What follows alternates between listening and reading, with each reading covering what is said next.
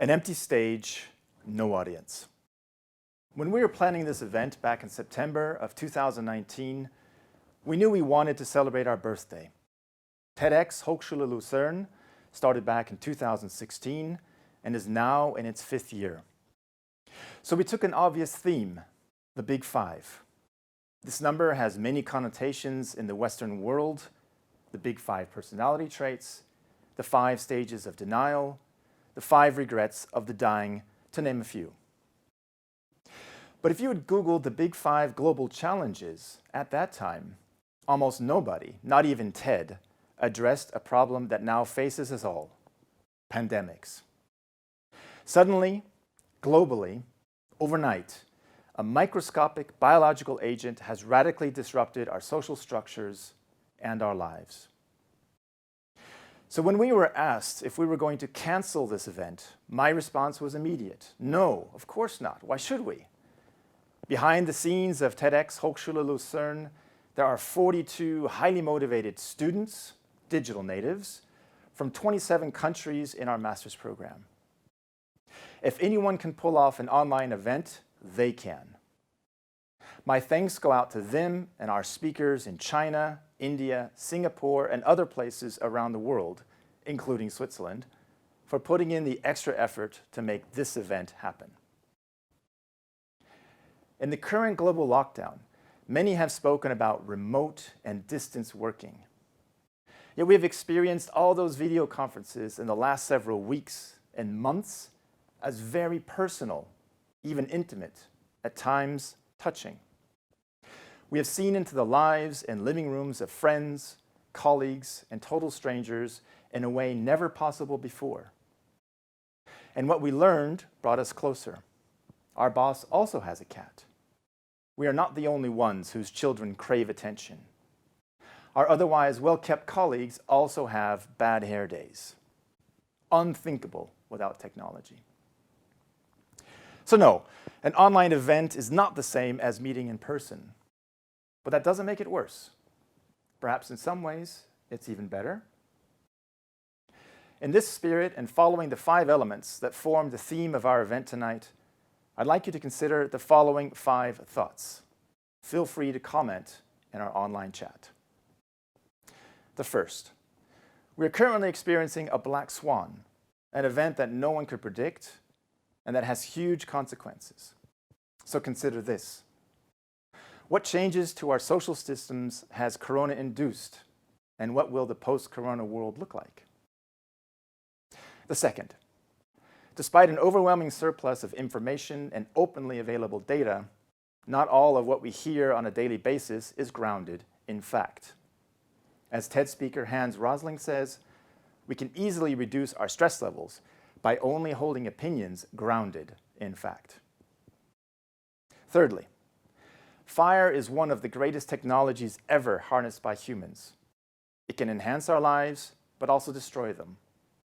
The same is true of the internet. It is merely technology. Yet it has made the global lockdown far more bearable than it would have been only 20 years ago. And finally, overnight, we have seen an explosion of resourcefulness and creativity not induced by freedom, but by restrictions. Our fixed habits and mindsets suddenly became fluid, and we were forced to think differently. Do we really need a crisis every time to do so? So these 4 elements, black swans from thin air, information grounded in fact, the spark of technology, the fluidity of social systems, and the 5th, of course, us. We all have the power to harness these elements and create our world anew.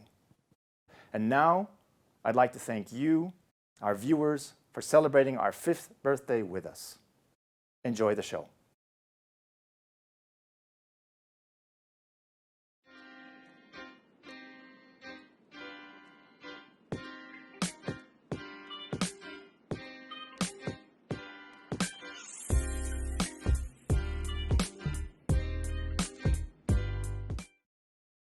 Welcome, ladies and gentlemen, to this year's very special TEDx event, which you have probably noticed that it is a live stream event. Not only it is on a different medium, but it is also the 5th year of TEDxHochschuleLuzern event. My name is Raisa Kartika, and I'm going to be your host for this evening. Tonight, our speakers and you, the viewers at home, are going to explore the Big Five and how they affect our lives in the 21st century. On this night, from the comfort of your own homes, you can live stream the speakers and also participate in the live chat to ask questions to the speakers during the break. I'd like to welcome all viewers from around the world tuning in to our very first digital event. We will have 9 speakers lined up for you tonight, and we will have 2 live sessions with the speakers. One will be during the break, which will be in the middle of the event, and the final one will be at the end of the show, so stay tuned. Now, I would like you to get ready for the night, to feel inspired, and to also enjoy the show.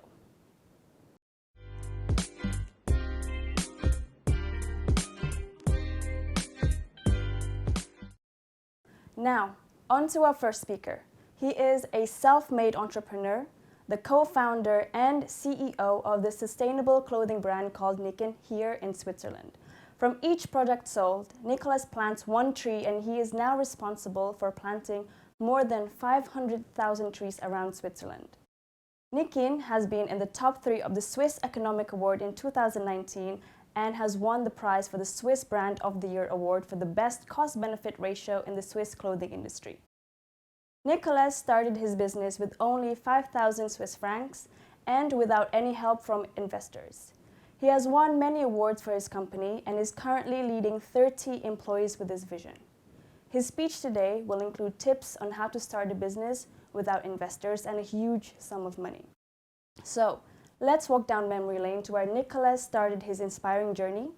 Let's welcome our first speaker, Nicholas Hänny, with his topic, How to Start Your Own Business Without Investors.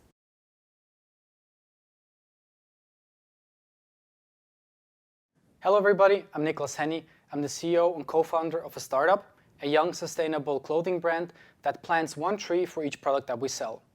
But I'm not here today to talk about sustainability or tree planting. I'm here to talk about how to build a business without investors. I'm talking about that because I built my business with only 5,000 francs and we don't have any investors up to this point.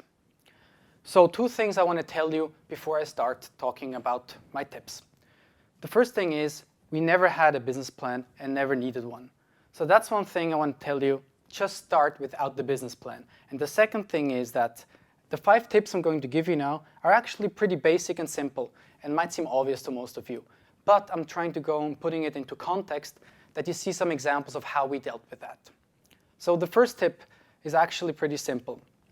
It's not about the idea, it's about the implementation. What I mean with that is that a lot of times people come to me telling me, hey, I want to start my own business, but I don't have the idea, I don't know what to do. But the thing that I'm telling them then is that you don't need a great idea. It's not about the idea that you're successful, it's about the implementation.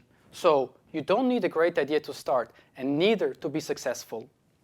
I want to give you now 3 examples of companies that exactly did that. The first example is actually a pretty famous one. It's of actually the biggest social network in the world. It's Facebook. Facebook, when it started, it was a terrible idea in my opinion. They wanted to build a social network, which at that point was already pretty a bad idea because MySpace was huge. MySpace dominated it. Facebook also only started with Harvard students, but after time they started to implement it better, had better ideas, improved it, and now they're one of the biggest companies in the world. The second tip might be a little bit less, or example might be a little bit less famous. It's Lyft. Lyft is basically the same as Uber. Uber started in the States, and actually everybody knows what Uber is now. So Lyft took the same idea, and usually it's a bad idea just to copy someone, but they did it better. They implemented the stuff better. In the process, did certain things better. And now in certain cities, they're actually bigger than Uber. Then the third example is maybe the most famous one. It's Google. Google was not the first search engine. It was not the great idea to just do another search engine when they started. But as you know, they improved their algorithm better, their search engine is better, and now they're the biggest one in the world. So all of them actually just started with not a very great idea, but implemented it much better.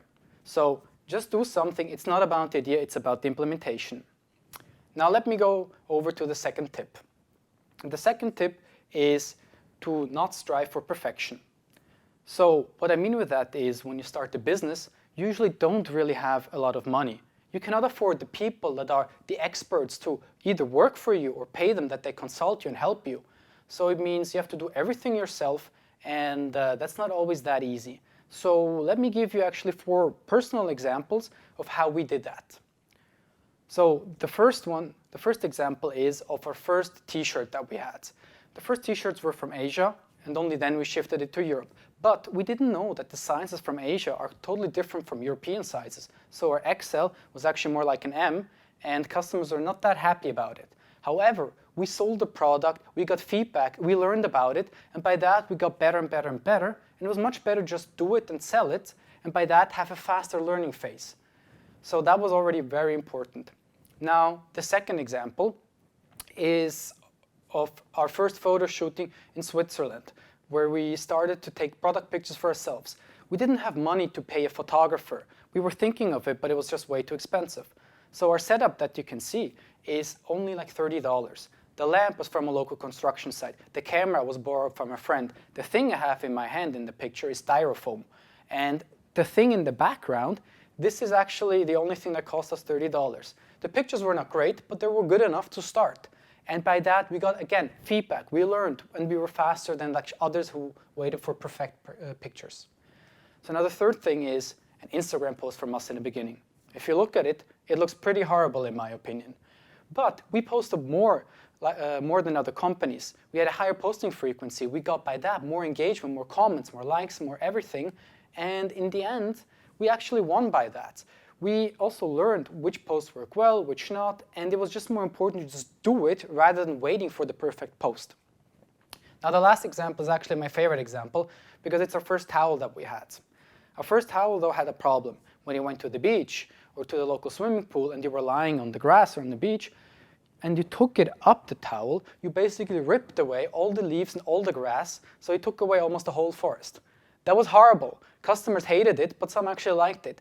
But nevertheless, we learned from it. You learn more about material. The next one was much better. And again, we sold it. We got some more customers and so on. And that was super important to not wait for the perfect product, to just do it. Now the third tip. The third tip is also pretty obvious, and many people of you know that probably. But it's ask for help. A lot of times we just ask people, be it people we know, be it complete strangers, if they could help us in something. And you'll be amazed at how many people actually want to help, how much good there's out there. And also don't forget, the worst thing that can happen is when you ask to just get a no. So let me give you 2 examples, of which the first one is more of a personal one.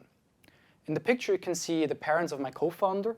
In the beginning we had a lot of demand for our winter hats, so we asked them if they could help us actually manufacture them. So you see them stitching the labels onto the winter hats. They also packed until 3 in the morning our orders, and also we asked friends if they could help us. And all of them helped us for free, so you just have to ask. But it's not only about people you know, it's also about complete strangers.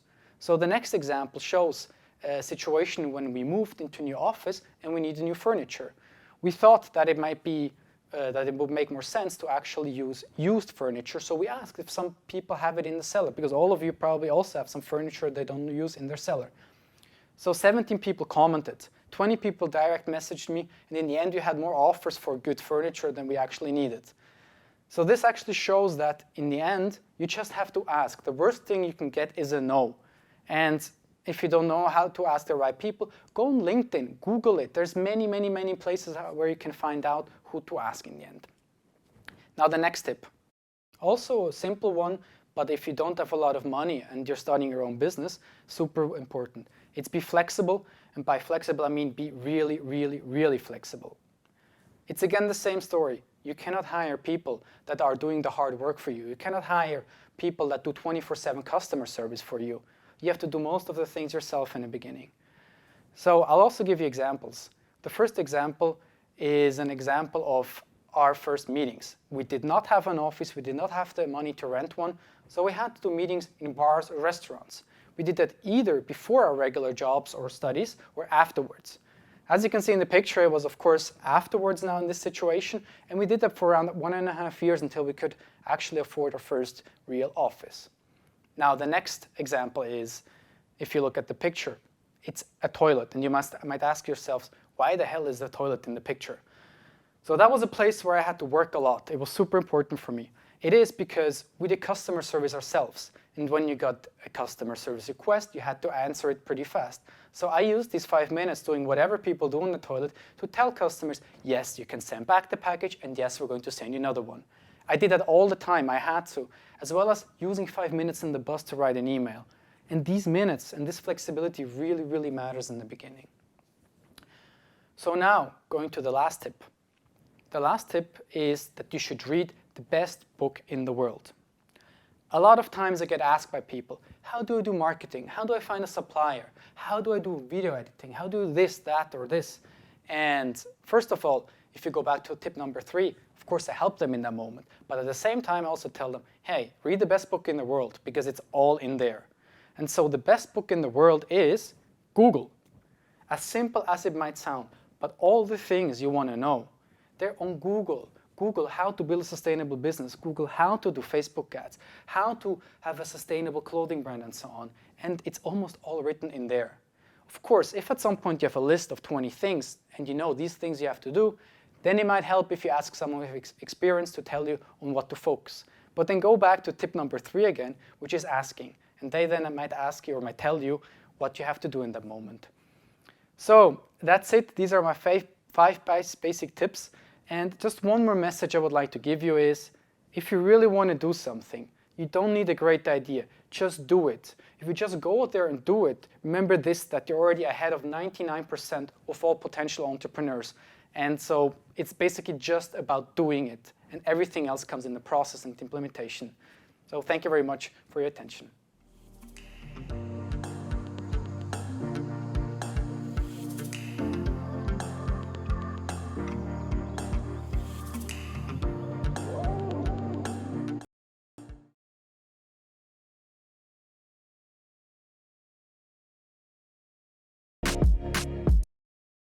Our next speaker is the CEO and co-founder of Bloom Biorenewables. Remy Buser and his team has developed and patented a groundbreaking technology that allows energy sourcing from a renewable source, wood. Remy is a chemist by training with more than 5 years of startup experience. He has also advised decision makers on environmental bills and worked in the chemical industry in China. He is passionate about building teams, leveraging technologies, and turning disruptive visions into sustainable businesses that have a global impact. Please welcome Remy Buser and his speech about petrochemicals, the dark side of the moon. So a few years back, I went to visit a friend in the north of Italy. He lives near Alba in the Piedmont, and I absolutely love this region. They not only make one of the best wines in the world, but they also have exquisite food. And so what we do is we go from one restaurant to the other, and one of the dishes that I absolutely love is this pasta with truffle. And I don't know if you ever had this dish, but what happens is you sit at the restaurant, you get a plate with just the pasta on it, and then the waiter comes and has this little tool and actually flakes this truffle onto the dish. And this gives you a smell actually of this mushroom before you can actually eat the pasta, and this combination is absolutely gorgeous. Now, this experience was so strong in my life that I wanted to be able to reproduce it at home. So I told my friend, let's go to the market and buy these truffles. So we get to the village market where there were many stands that would sell them, but there were so many that I was a bit confused and overwhelmed. And on top of it, I didn't have the little tool to do this at home. So I actually found on the same market a stand that sold this olive oil, which actually contains the taste and smell of the truffles. So I thought, great, I take this home. I then cooked for a few weeks at home, and I was very happy until the chemist in me actually told me I should understand how they extract the taste out of truffle and put it into the oil. And there I was shocked, because actually most of these truffle oils are not made from truffle. They actually have petroleum extracts in them. And what shocked me is not so much that you can make petroleum smell or taste good. It's more the fact that how deep these petroleum molecules went in our daily lives, and also how ignorant we are of where they are to be found. So petroleum really has two faces. One is in the spotlight, that is the energy face. It's known by everyone. Everybody has used it once in their lives. You fill it in your car, you know how it smells and all this, and actually you know that it's linked to a CO2 footprint. And this is extremely important because I believe that it's this understanding of the customer that actually helped the decrease in utilization. So if you look at the projection of the oil use in mobility, you see a major expected decrease through electrification of mobility and alternative fuels. Now, oil also has a more dark side, what I call the dark side of crude, which are these petrochemicals. Here we talk about plastics, we talk about synthetic clothing, we talk about pharmaceutical, inks, paints, things you put on your skin like cosmetics or perfumes. And these products, they also have the same footprint linked to them as the energy does, but people are not really aware of it. And actually this CO2 is also released in the atmosphere, either directly if you think of fertilizers or perfumes, or at the end of life if you think of plastics and synthetic garments that are mainly burnt when they're not used anymore. So this petrochemical side or dark side of the crude might be the smaller fraction of the global oil usage, but the numbers are still astronomical. So the International Energy Agency has estimated that 13 million barrels of oil go into these materials every day. If you convert this to CO2, that corresponds to 4 million tons of CO2 that is potentially released every day into the atmosphere. Now the story gets even worse because we don't see any reduction in the consumption, and actually we expect this consumption to increase by 7 million barrels of oil additional to what we consume today by 2050. Now this 2050 is an interesting date because on the political side, this is the date where a lot of countries claim to reach carbon neutrality. Carbon neutrality is actually when a country is not emitting any CO2 anymore. Switzerland has clearly stated this in August last year, that this is the target. The European Union has a number of tools in place like the Green Deal that are aiming towards this 2050 target. And just last December, Ursula von der Leyen said that it's the man on the moon moment for Europe. Now this is not only happening in politics, but also in the industry. Here I took two examples of big fragrance and flavor groups that have internal programs to completely remove the fossil carbons from their products. Now we have a clear dilemma here.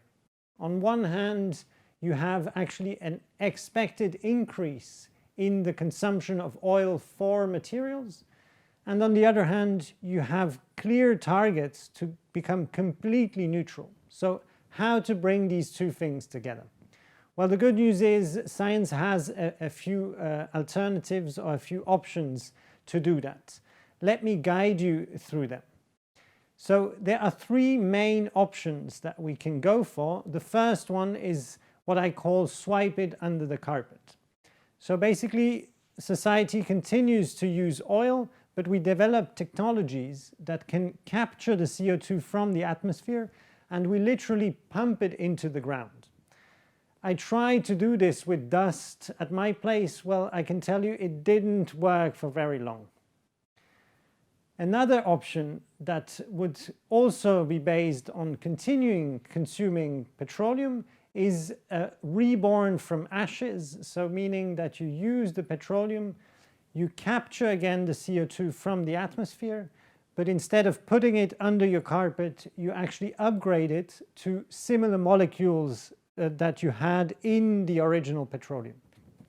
This would allow you to close the loop, but the problem there is you need a lot of energy, and the even bigger problem is that a lot of that technology is far from being developed enough to meet the timeline. And the third option is what I call plant a tree. This is actually completely moving away from petroleum and using biomass as a source for these materials. The benefit of using biomass is that trees are actually capturing CO2 by a so-called photosynthesis mechanism to build their own core. So if you use wood, you basically include in a larger circle that is already existing and that trees are using every day.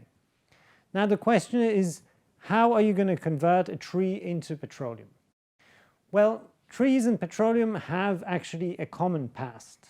Most people think that petroleum is liquefied dinosaurs, which is not completely wrong, but as there are much more trees than dinosaurs, oil or crude oil is most probably mainly made out of old trees. So a tree is made out of three main components. It's cellulose and hemicellulose fibers, and they are really glued together by a so-called lignin polymer. Now, this material got trapped millions of years back into the ground, and what happened is it really decomposed into the liquid we know as petroleum today. And the petrochemical industry now is extracting this from the ground, separating the different components, and selling them on the market. Now, what I want to show you here is really that different molecules have also different price on the market, and this is a way for the petroleum industry to actually subsidize the different fractions. Now, if you look at what happens with wood, well, the paper industry today is actually converting millions of tons of wood into mainly one single fraction, that is cellulose. What happens to the two other fractions is that because it's so difficult to break this matrix apart, they happen to actually agglomerate or condense, as we say in the chemical world. Now, these condensed materials are very hard to break apart and limit basically the ability to use wood for a number of products that are made out of petroleum today.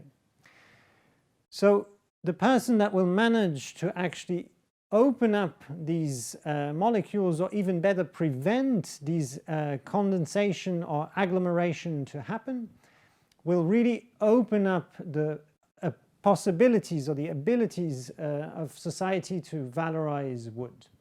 And I'm here today because my peers at EPFL, together with my team with whom I co-founded a startup, actually exactly developed this. So we have a chemistry now that is able to prevent the agglomeration of these materials, and we can nicely extract petrosimilars from wood. Now the path forward is really to implement this. So the science is here, the politics has really set the direction and the time frame, and now we need the support of the economy to take action and also responsibility. And the purpose of this all is really to prevent the CO2 to be hidden everywhere, including in the truffle oil that you put on your pasta.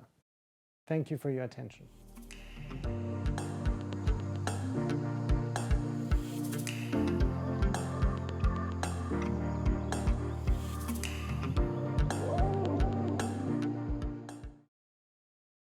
What will tourism look like after the borders reopen? Will people dare to travel once more? Or will the online experience replace the traditional guided tour? The answer to these questions cannot be known for sure. However, what we do know is that new trends are developing. We are interacting differently, reassessing our values, and beginning to value quality over quantity. Our next speaker is an authorized tourist guide in Stockholm and the author of many articles about that city. Currently, she has a massive number of followers on Instagram and YouTube. The question on everyone's mind is, will slow travel soon become a reality? Our next speaker dares to answer this very question. Please welcome Ariston Berg. Last Wednesday, I cried. I sat on a bench by the water in Stockholm and cried. I'm 38, but I felt like 13. People came up to me to ask what had happened, but I couldn't really reply. I couldn't explain. I was happy and extremely confused. I was lost, excited, ecstatic, and very sad all at once. I had just had 5,000 people on my online guided tour, and that after weeks of cancellations and despair. I tried to imagine this crowd all standing, listening to me. Wow, I wonder what people on the streets thought I was doing. Walking with my phone, showing the city to a couple of friends, or maybe they just thought I was crazy. Who am I? I'm a guide, a freelance tour guide. That crazy person that walks outdoors, sun or rain, tells people stories. My job is 95% dependent on tourism and open borders. In March 2020, the borders were closed. And I was in complete disbelief. I was paralyzed and shocked, overwhelmed by negativity, scrolling the news all days long. My life, my job, everything depends on people traveling, and now they stopped. Am I unemployed now? Will I get depressed? Should I go and start looking for a different job in a different industry? Will people ever travel again? But I actually was crying because I felt that happiness high when I get to do what I love most, talking about Stockholm. I was deprived of it for weeks now, and then I decided to fight. I took my job that I already have and decided to go creative and make it more flexible and adapt it to the new world. I started investing time in my blog, and I thought constantly about my audience. What do they want now? All those people that are used to traveling and now they're staying at home. Would they appreciate an online guided experience? And that's how I started walking on the streets of Stockholm and streaming my stories. The tours are free to join, and I got a lot of engagement and support. All right, I thought, is this how my job will look like from now on? The feedback from my online tours was amazing. Hundreds of people were watching, many wanted to pay. I got encouraging comments, empowering replies. A whole new world was opening up for me and a whole new audience. A lot of people that would never think of traveling to Sweden were joining my online tours. Why have I never thought about this before? Did you know that internet access is more common than owning a passport? There are so many people that will never travel, but now they can book a safari boat ride online in Africa.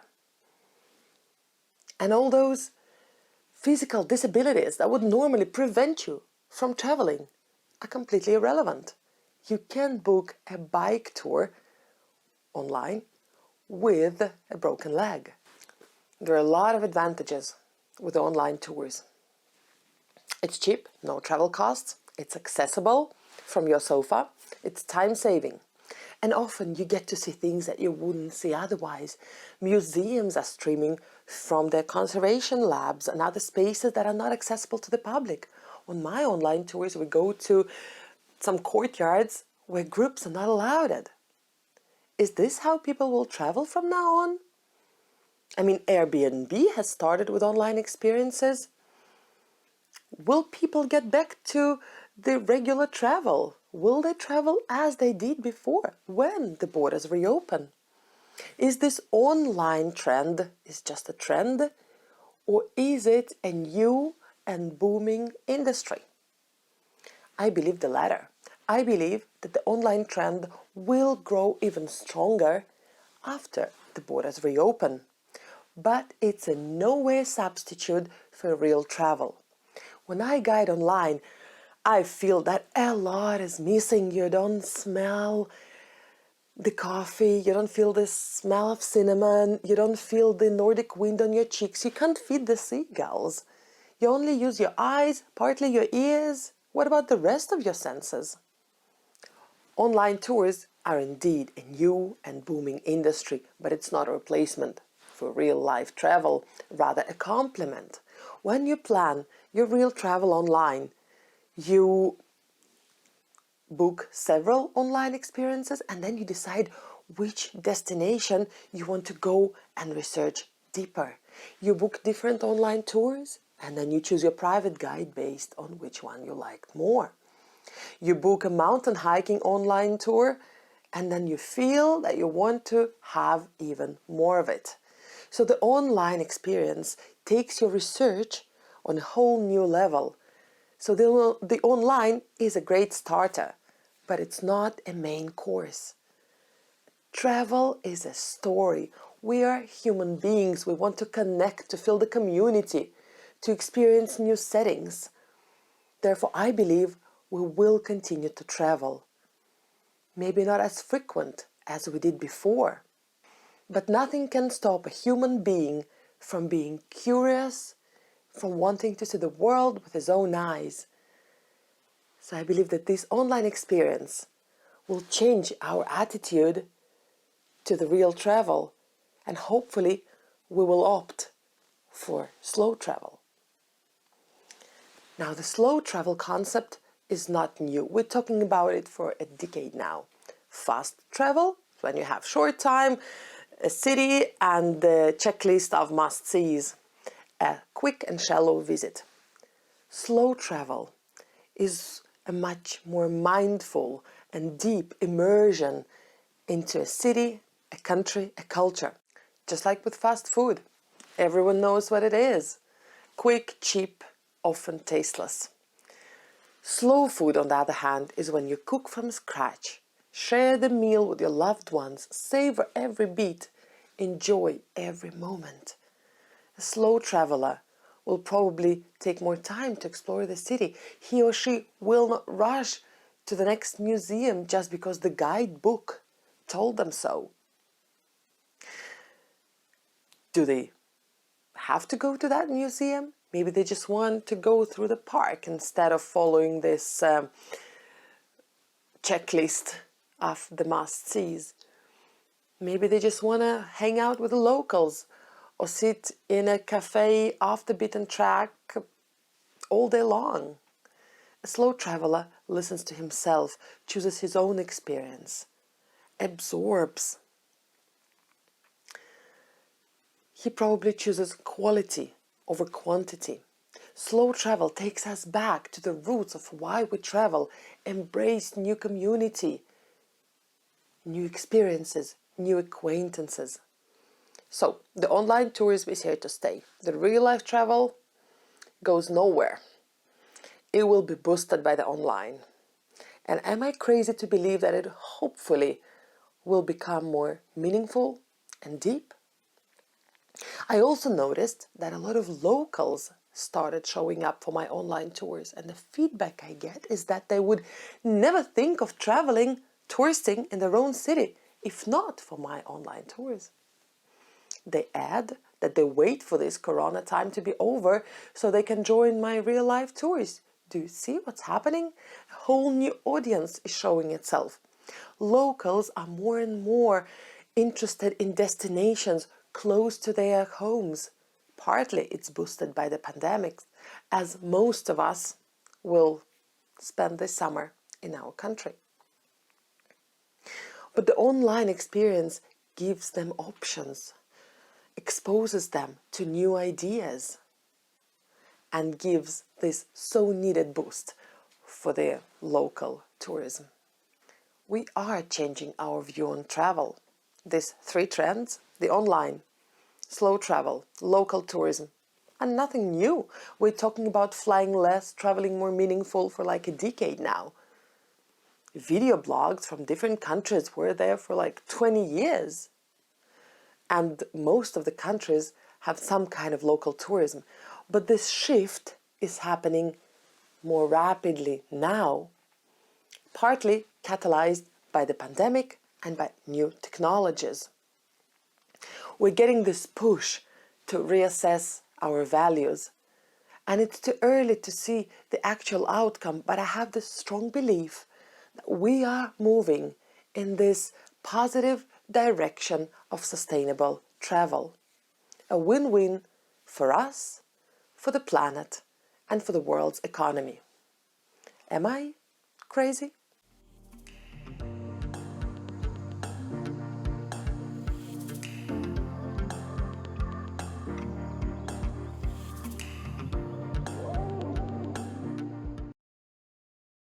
You have probably heard this buzzword being thrown around in conversations: AI, or artificial intelligence.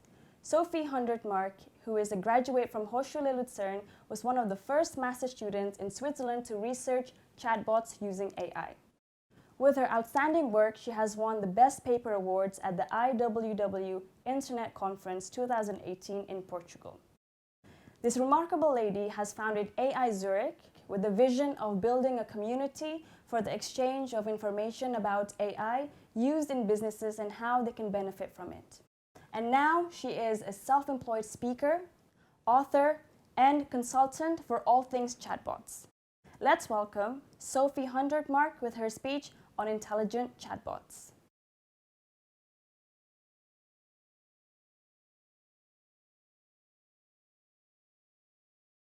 Welcome to my first TED Talk about chatbots and artificial intelligence. Well, before I start, do you all know what artificial intelligent chatbots actually are? Maybe not. But then let's ask Einstein, our intelligent assistant. Einstein, what is an AI chatbot? Artificial intelligence is about making computers act more like humans. All artificial intelligence designs are inspired by the human brain. AI chatbots are software programs infused in your apps or websites. Unlike command-based chatbots, AI chatbots use natural language processing (NLP) to reply. The chatbots get smarter with time. As more they answer the questions, more they learn from their past experiences. They need a huge pile of learning data through which they can process. Humans can talk to AI chatbots via written text or speech. Thank you very much, Einstein. So now I hope you all have an idea about what AI chatbots actually are. But why should you invest in this new technology? Let me show you some examples where AI chatbots are already in use and how they might change the way we do our business. And please keep in mind that the following 4 examples are only 4 examples out of hundreds of examples where AI chatbots are already in use. So the first idea is to save time and money with chatbots in customer service centers. According to a survey led by Salesforce, approximately 65% of all customer service centers already use chatbots in order to answer simple and repeating questions. So while the chatbot can answer to the easy questions, the service agents have now more time in order to solve complex problems and answer difficult questions. And in the end, they will be more efficient and your business can save time and money. The second use case is about generating more qualified leads and higher revenues. So why don't you use a chatbot on your website that asks your website's visitors why they are visiting your page? And depending on their answer, you can send them, or the chatbot can send them suitable content like a white paper and ask for their email address. And of course, your sales team now have more time to contact these qualified leads. And in the end, it will result in higher revenues. The third idea is about creating a better user experience. I guess you all have website visitors who leave your page because they couldn't find what they are looking for. But infusing the chatbot technology, you can ask your website visitors what they are looking for. And depending on their answer, the chatbot can guide them to the right location where they will find their answer, and they will be happy. And the last use case I want to show you is about after-hour support. So in times of instant messaging, sharing pictures and videos all the time, everything seems to be just one click away from us. So we expect that businesses answer immediately to our queries. And with chatbots, you can offer a 24-hour customer support.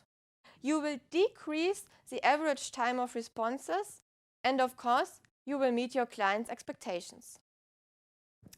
Now, have I sparked your curiosity in AI chatbots? And now you want to build your own chatbot? Then let me help you. So what do you need? First, you need a use case. What should your intelligent chatbot do for you, for your business, or for your clients? As I showed before, it can be customer service, it can be lead generation. And once you have defined the use case, you need to define the goals and your target group. And then you need data. You need a lot of data. Imagine, how should your intelligent chatbot know how to behave and what to answer? Of course, you need to train it. And that's a bit like training a little child. Do you know how a clever child learns? Okay, then let's ask Einstein again. Einstein, how does a clever child learn? A clever child observes its parents how they manage individual activities. He tries to record every movement as detailed as possible. And if it feels it has understood how the individual activity works, it tries to copy the individual steps. Maybe he notices that not everything is perfect yet, so he watches his parents again and repeats the process until the result is the same as with its own parents. Imaging the scenario of dressing up. Every morning they see how their mother puts on her clothes, and once they feel confident enough, they do it on their own. Okay, thank you, Einstein. And now let's transform this to our intelligent chatbots. You need to give them a lot of training data. For instance, if you want to develop a chatbot for customer service, you can train them with emails between customer service agents and clients, or with recordings of phone calls. But please pay attention to misunderstanding and pay attention that you have the right data. Let me tell you a funny story. 2 years ago, I was sitting in a train in Germany, and in Germany, the floors are covered with carpet. So when a young lady, maybe 2 years old, entered the train, she took her shoes off. And her mother was like, "Sorry, what are you doing there?" And the clever child answered, "But mom, look, there is carpet. And we always take our shoes off when there is carpet." So you see the problem? The little girl was trained that when there is carpet, it means that she's sitting at home. So this time she missed that she's sitting in a train. Hopefully next time she will learn that she can only take her shoes off when there is carpet and she's in a fixed house. And with chatbots, you will face the same problems. So you really need to have the right data. So now, I hope you all know what an AI chatbot is. You know why you should use them, and you know how to build them. Then let's have a quick look into the future.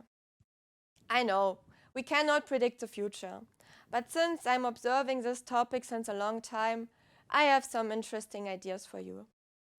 The first one is actually quite obvious. The actual chatbots will become a better understanding.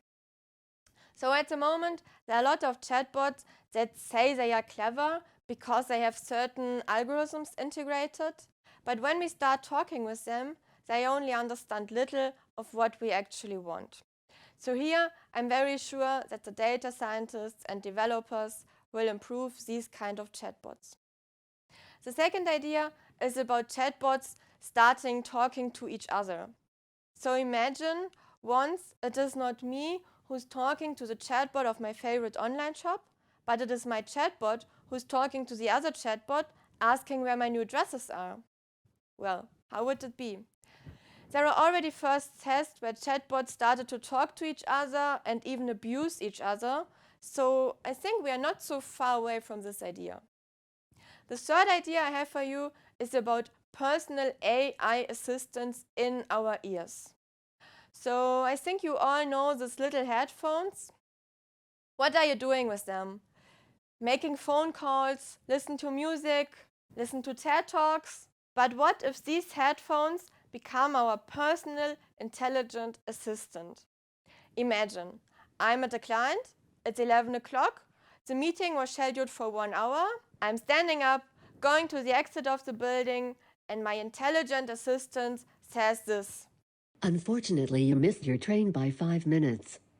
You can now wait 55 minutes for the next one, but then you will miss your next appointment, or I will order the one for 50 Swiss francs. However, your bank account is already in the red this month. Well, maybe she wouldn't let it go so far. Maybe she would have informed me 15 minutes earlier that today I should better finish the meeting 5 minutes earlier in order to catch the right train. But how would that be?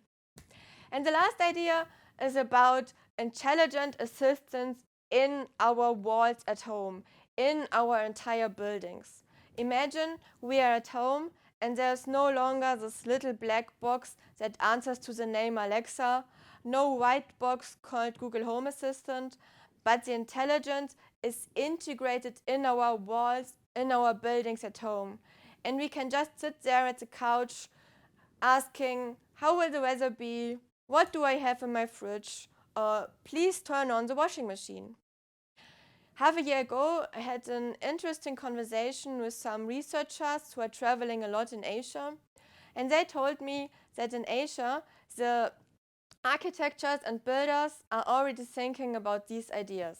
So it might be interesting. And now I want to finish my TED Talk with some open questions about culture.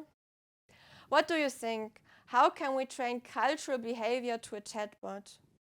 Do you think that we will need Asian, European, American, Australian, African chatbots? Or can we say that a chatbot, which is actually a machine, doesn't need to have cultural traits? Think about it. If you want, you can email me your answer, and I hope to see you next time.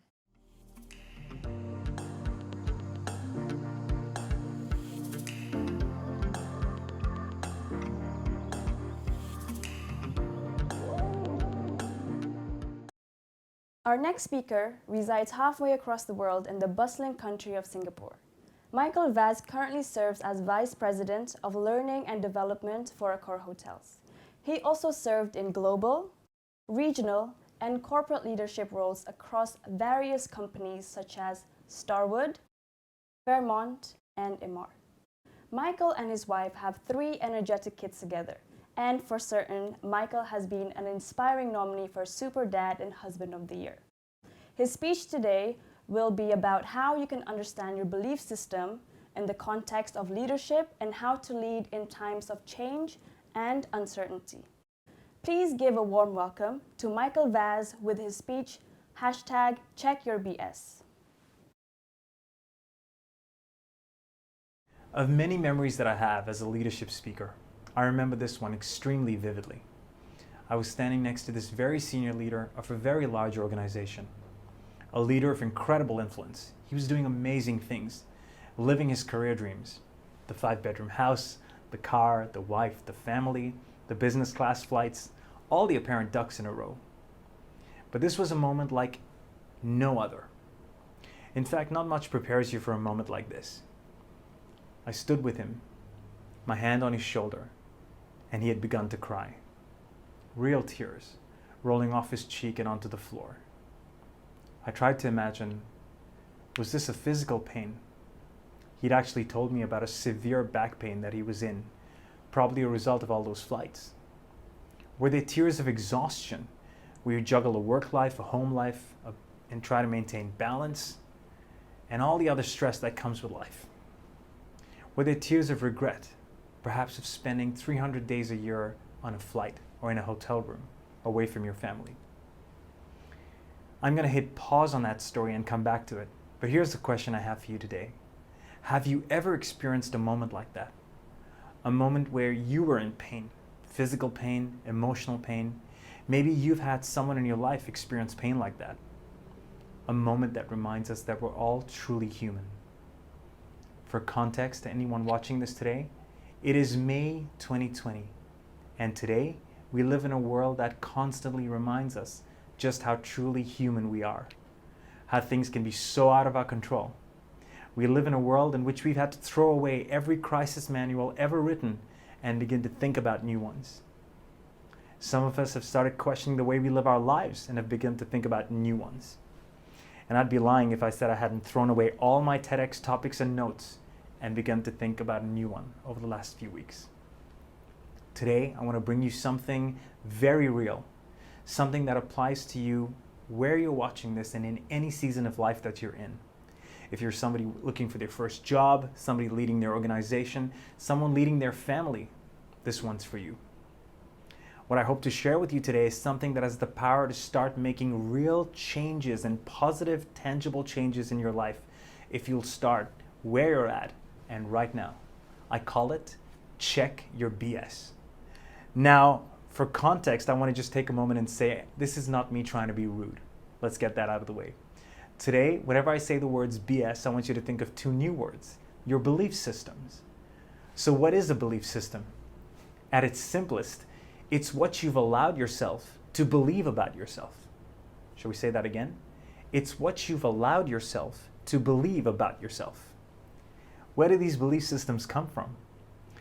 They come from just living life. They come from the people you surround yourself with when you were growing up, your parents, your grandparents, your teachers, your schoolmates, your peers, your squad today, your tribe, your closest friends. They also come from what you think, see, hear, and say.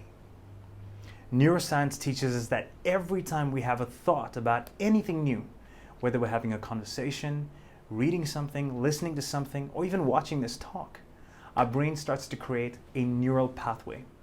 In fact, right now, your brains are forming millions of little pathways even in this moment. How powerful is that?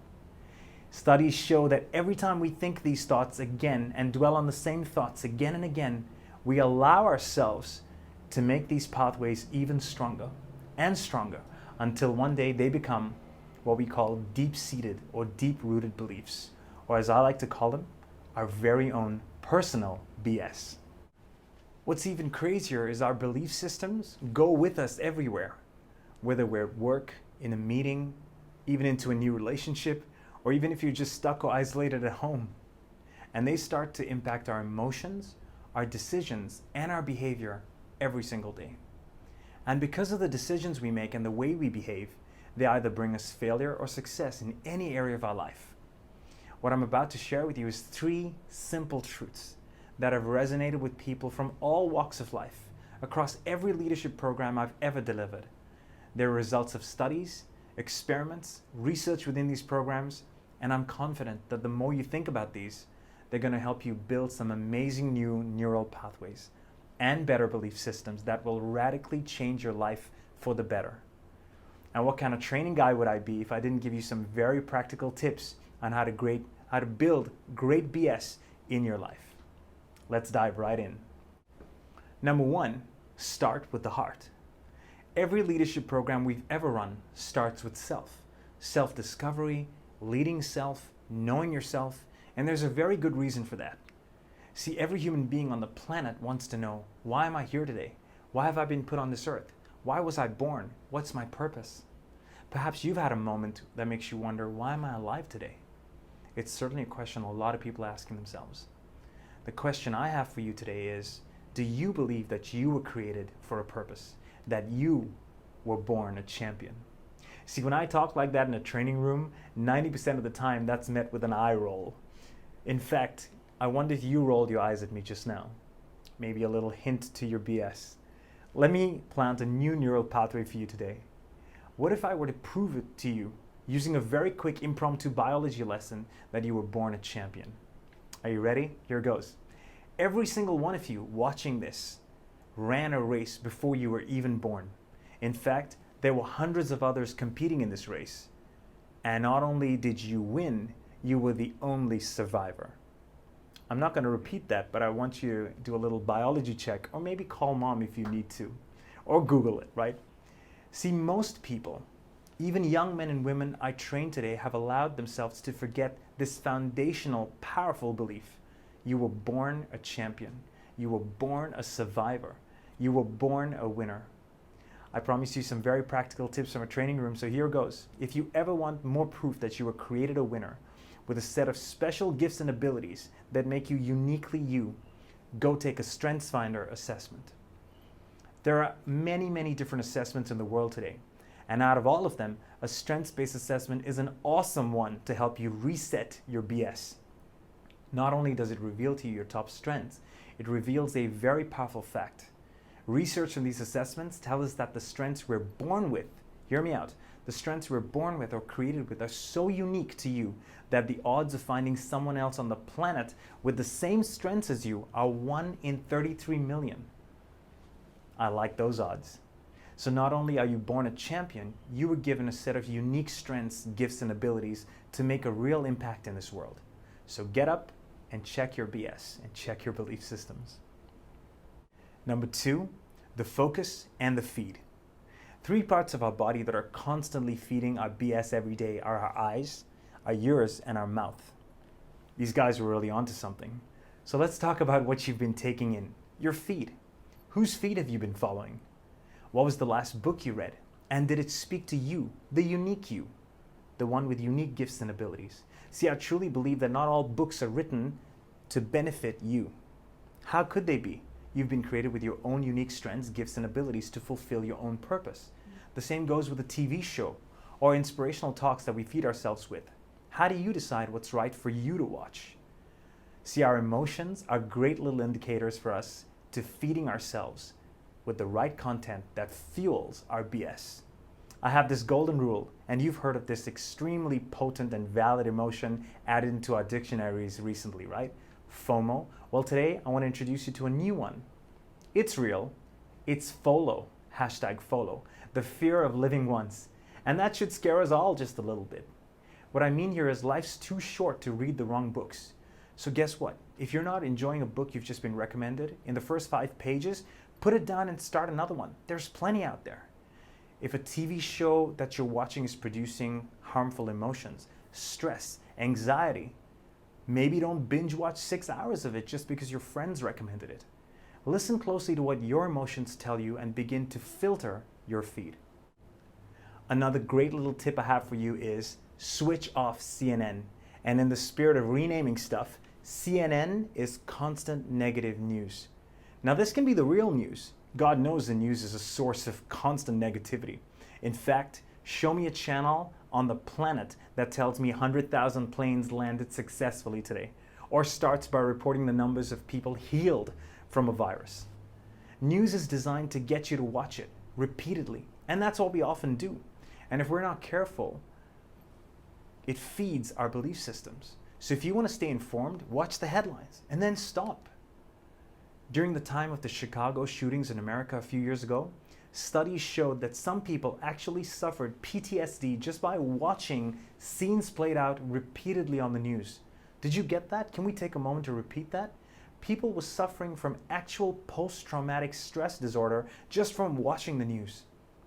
My wife's aunt, who's a doctor in the States, told me that she has friends in New York today suffering those exact symptoms just from watching the news, or watching all the death that's been published on the news.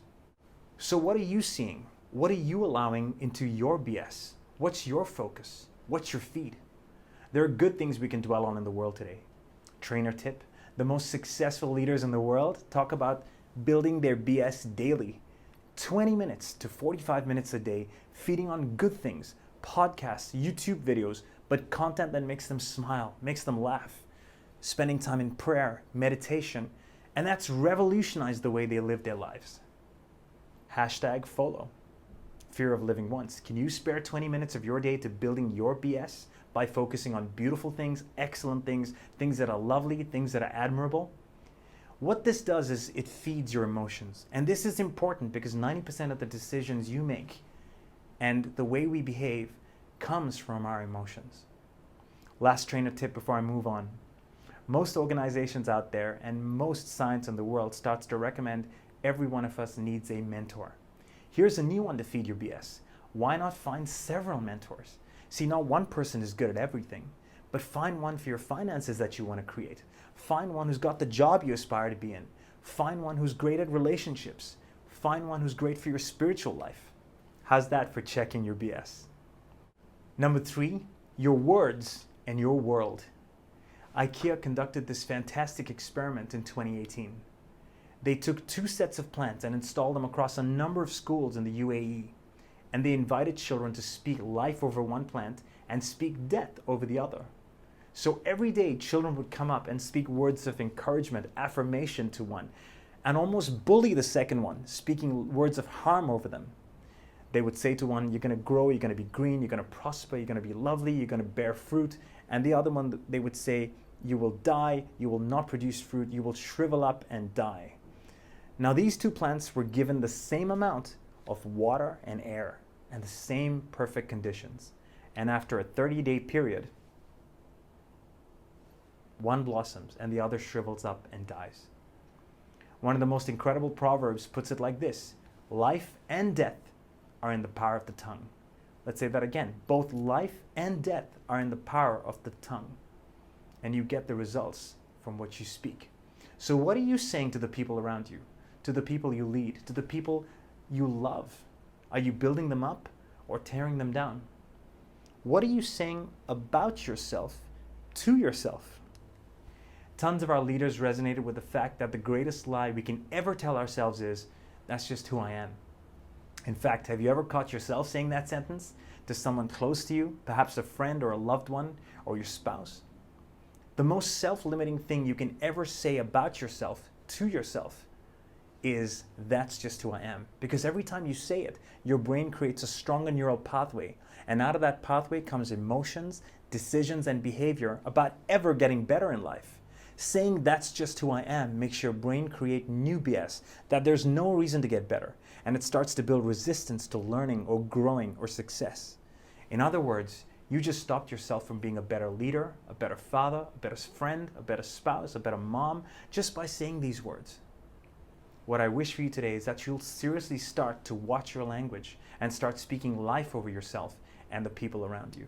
Okay, whatever happened to the leader in the story I started with? I'm happy to report he's doing a lot better. In that moment, I reached out into a core belief system of my own, and I said a prayer for him. See, in research conducted with some of the most successful leaders of all time, almost all of them point to the fact that there is a bigger reason for their success, and it came from a foundational belief in God, in a higher power, in the power of love, a good partner or spouse who stood by them no matter what. See, as much as we focus on ourselves and try to be better and build better BS, we need to realize that we're not the be-all and end-all, that we're put here to serve and help others, whether it's our business, whether it's our families. In fact, of all the leadership models in existence today, servant leadership is still ranked number 1. In every training program, when I ask people to think about the best leaders they've ever worked with, the answers are always the same. They cared about me. They gave me their time. They listened. They built me up. All the words that describe true servant leadership. When we're given a leadership title, it's so we can serve our people and our teams. When we're blessed with a wife and kids, it's so we can serve them and raise them up. You don't just have one calling, you have several. How's that for a new BS or a new belief system? Just remember, you can't be of help unless you feed yourself first. It's like the flight attendant who at the beginning of every briefing says, in the event of an emergency, masks will drop from the ceiling. Just remember to put yours on first so you can save others around you. Start with your heart, check your focus and your feed, change your words and your world, and you just might end up becoming your BS, your best self. Thank you and God bless you.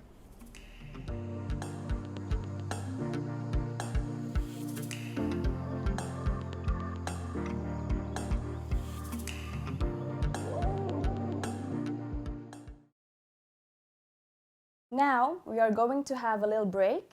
There will be a Q&A session with the previous speakers. This is your time to ask your questions.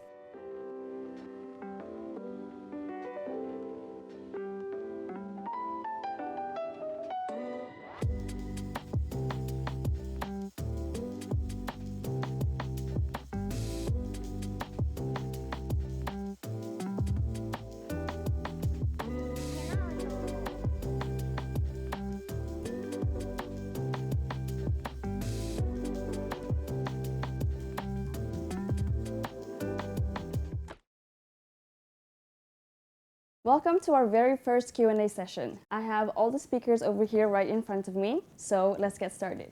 Okay, hi everyone. Hello. Hi, thank you so much for joining us. Okay, so the first question goes to Nicholas. Yes, hi. So the first question is, where does the name Nikin come from? Well, actually, first, before I started Nikin, it was called Nikit. And then an Icelandic lawyer texted me that I had to change the name. So then me and my friend got together and thought that Nikin sounds cool and it's different enough from the old name. And only afterwards realized that it's actually a mix between my name and his name, which is Nicholas and Robin. Okay. So it was kind of coincidence. Yes, that's actually quite a quirky name. Okay, thank you so much for your answer. Okay, so the next question will go to Michael. Are you ready? Hey, Raisa. Yeah, absolutely. Go ahead. Yes. So the first question is, can you think of a time when you personally questioned your own BS? All the time. Okay. And any parent on this live stream will empathize with me. When you deal with kids or just people in your team that you report to, it's a constant source of having to change maybe your BS or question your BS. When I'm talking to my kids and they have a view or a strong view about something, that's an ideal moment to stop and think, oh my gosh, do I have maybe the wrong belief? So maybe my belief system needs a little bit of shifting or shaping in this area. So yeah, constantly believe that we can refine and reset our BS. Yes. Yeah, I believe that too. I think you can definitely evolve it over time. Yeah. Okay, thank you so much. Yeah. So thank you so much for your answer. The next question will go to Ira. Yep. Hi, Ira. Okay, so the first question is, what is your opinion in regards to VR experience in tourism? That's a good question. On the one hand, I think it has a lot of potential, especially when you think about professional tourism. When someone shows you a new built factory, a new built city, and the client or the future investor sits somewhere in the world. On the other hand, I hear from the interviews that the VR is not on the top list of what people speak in the Silicon Valley. It's the artificial intelligence kind of that is more. So VR is somehow it's not on the top anymore in interviews and what I see. So I think it's good, but it's not the only alternative. It's worth thinking about, but we don't know. Yeah, maybe that will be a good alternative in the near future, I think. Yes. Okay, thank you so much. Thank you for your answer. Okay, so the next question will go to Remy. Hi. Hi. Okay, so are you ready for your first question? Sure. Okay. So, do you think we need more investment from public institutions to reach carbon neutrality by 2050? Yeah, so this is a difficult question to answer in a single sentence, but investment is certainly a main pillar of this development. It's also clear that the public room has to support this transition because we see the private investor being quite or holding back the investments in that direction. So the public sector needs to help bridge that gap. And I think, in my opinion, there is a lot happening at the moment, especially in Europe. And I'm very positive to see this movement going into the right direction. Okay, thank you so much for your informative answer. Okay, on to the next question for Sophie. Are you there? Hello. Hi, Sophie. Hello. Hi. So the first question is, do you think AI chatbots will kill a lot of jobs in the future? No, I don't think so. I mean, of course, they will sometimes maybe replace the one or the other human job, but on the other side, I think they will do a lot of new jobs. So it's not that people will be, will leave their will have to leave their job because of a robot. I think they will maybe get other tasks, but yeah. Yeah, do you think it will enhance jobs in the future if it doesn't kill it? Yeah, it's always if we have new technologies. It's like with the computer. When we get the computer, then the jobs will change as well. And actually, it's the same with AI chatbots, and that's the same with VR, and it's the same with the next technology. So there will always be a change. I totally agree with you. Thank you so much. Thank you. Yes. Okay, so we're back to Nicholas again. Nicholas? Yes. Hi. Yes. So the second question is, at which point were you able to make a living from Nikin? It took us about 2 years. We started to pay ourselves a little bit of money after 1.5 years, and after 2 years, we could live of it. But it could have been earlier, but we decided to actually first pay our first few employees before paying ourselves. And by that, could grow faster. And yeah, that's how it was. Thank you so much for your answer. Now, Michael, are you ready? Okay, Yeah, so sure. this Go ahead, question is for you. Who do you listen to when it comes to building your BS? That's an incredible one because I talk a lot about the focus and the feed. Personally, I listen to very alternative speakers, so incredibly passionate speakers: Joseph Prince, Stephen Furtick, Craig Groeschel, Leon Fontaine, to name a few. And these are just incredible, incredible speakers. I try to dedicate about 40 to 50 minutes a day just listening to a message by one of these phenomenal people. Yeah. I That guess certainly helps shape the way I think and act and behave towards people as well. Okay, that must be very inspiring, and good on you for sparing 40 minutes a day to do that. Yeah. Absolutely, it can be so important. Yes. Thank you. Okay, thank you. Next question to Ira. Yes. Hi, Ira. Okay, the question is, what online museum experience would you recommend if you had to pick one? In Stockholm, we have, since now all the museums are closed, most of them started some online experiences. And I follow one, and that's the child experience in the National Museum. Every Sunday, the National Museum of Stockholm publishes a new tour, like 15-minute one for kids. And I have two small ones. So we enjoyed very much. And now they're interested. They want to go there. They wait for Corona to be over to go to the real life museum because now they have this space. Yeah. I think everyone can't wait for the Corona to be over so we can actually do some traveling. Yeah. Okay, thank you, Ira. So the next question is for Remy. I think everybody is really concerned about carbon neutrality by 2050. So the question is, Remy? Yes. Yes. So the question is, do you think carbon neutrality is realistic by 2050? Yeah, well, it is sure that we need to reach carbon neutrality. Whether we're going to reach it by 2050, earlier or later, is difficult to say. But what is for sure is that at some point we will have to get there, and we have to really start now, developing the right technologies and investing where we can to get there as early as possible. And to be honest, the target 2050 is ambitious, but I'm optimistic, and I think we can manage to reach this target. So that's in 30 years, yeah. Exactly. Yes. And I dedicate my life to help developing technologies that will, provide the answer and solutions to actually get there as fast as possible. Okay. Thank you so much for your answer. We still have a couple of questions left. Sophie? Yes. Yes. Okay, so the question is, if machines could have cultural behaviors, does it mean that machines could have feelings as well? Well, I don't think that you can make a machine really angry, like as you can make a human angry. But of course, you can give a machine or a chatbot like a personality so that it behaves in a certain way. And in this certain way how it behaves. It might seem that a chatbot has feelings, but all in all, it's a machine, and yeah, it will never have real feelings, I guess. Okay, thank you so much for your answer. We still have a couple of more. Michael, are you there?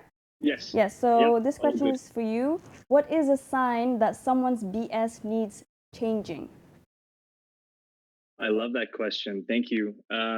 I suppose any area of your life where you're not having the results that you want is a perfect way to diagnose that you have maybe renewing a potential renewing of the belief system.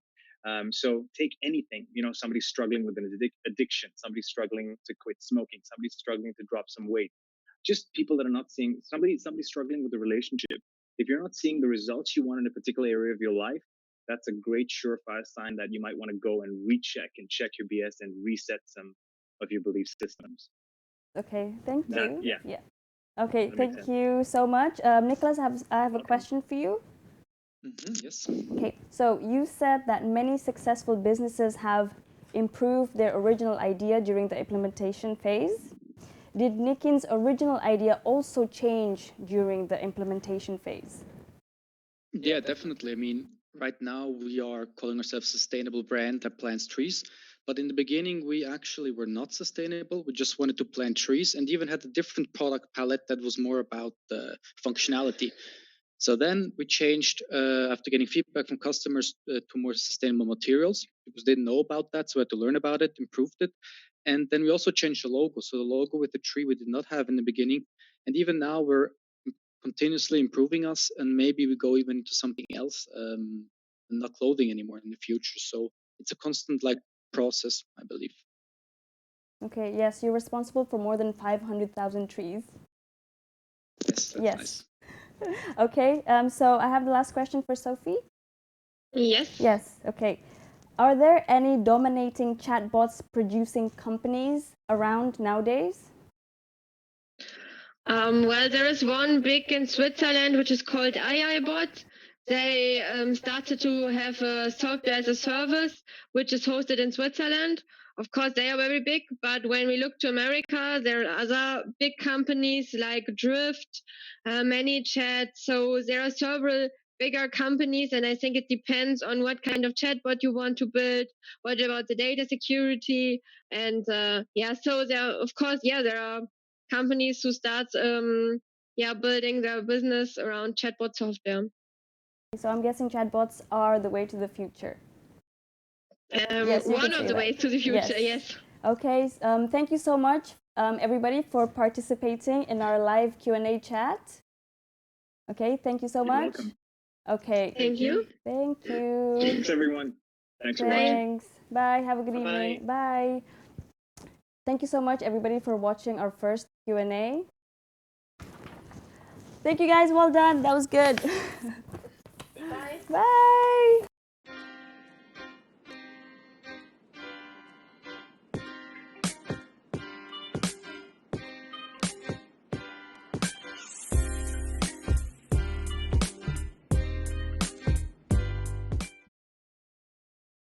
Welcome back to our second session of the TEDxHochschuleLuzern TEDx digital event. Now, on to our next speaker.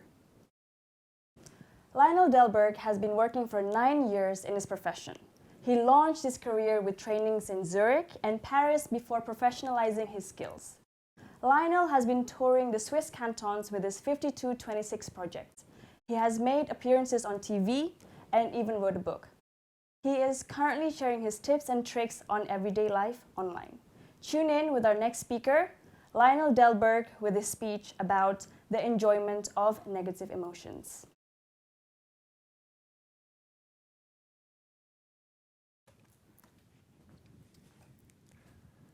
Hi. When I'm standing in front of people, I always get reactions like these.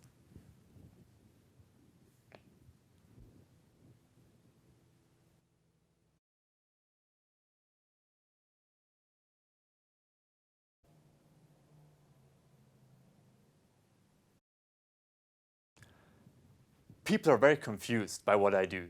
They experience a lot of negative emotions, and of course they react accordingly. And the reason for this, because in my profession I mix illusion and reality. But the huge paradox is, the more negative emotions they experience, the better they like it. And the better they're going to remember it.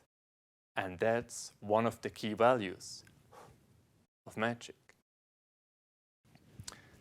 Well, ladies and gentlemen, the art of magic is designed to elicit negative emotions, such as confusion, bafflement, and from time to time also loss of control. I would even say, without negative emotions, there would be no magic. Because in order to make impossible things seem to be possible, I need to break with the ordinary. I need to lie on you. I need to come up with fake news or at least alternative facts. And of course, all this provokes negative emotions. But the question it raises, are negative emotions always negative? And if not, under which circumstances are they may enjoyable?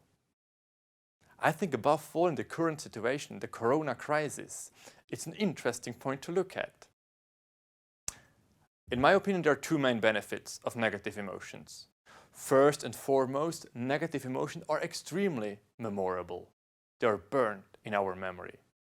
And second, people not only like, no, they love negative emotions as long as the environment is safe.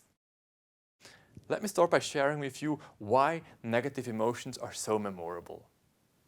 We all know and may marvel that the stories we tell over and over again tend to focus on what went wrong. In our lives, on our holidays, in our childhood. There's so many bad experiences, but most of them make up for a very good memory. I, for example, still remember very well that we were held in the basement of a club in Istanbul, and that's almost 20 years ago. Some strange guys wanted us to buy our way out. And I'm quite sure that you're familiar with the phrase, Houston, we have a problem. Well, Apollo 13 was not a particularly successful mission, but Apollo 13 elicited a lot of negative emotion and it's therefore burned in our memory. And the secret to this lies in our brain, because our brain handles positive and negative information differently. Professor Baumeister from the University of Queensland says, bad impressions and bad stereotypes are quicker to form and more resistant to this confirmation than good ones. So we recall so-called bad memories more easily and in greater detail. And that, of course, is also one of the reasons why we remember magic tricks from time to time, still after years or even decades. Let's move to the second point, the seeming paradox, the enjoyment of negative emotions. But how is this possible? Let me come back to my Istanbul story and also Apollo 13. Looking back, there are kind of cool memories. And the reason for this is that nothing serious happened. And it's also the key condition for the enjoyment of negative emotions. Well, we love to experience bafflement, confusion, and also loss of control as long as the environment is safe. Our caveman brain delights if something challenges the laws of nature and nobody gets hurt and the earth keeps spinning. That's also one of the reasons why quite a few of you enjoy watching horror movies, because we love those fears as long as they are harmless and non-threatening. Hence, you probably agree with me that most of us don't like to be fooled, but the majority of us are also enjoying a good magic trick. In the field of magic, there's something else that comes into play.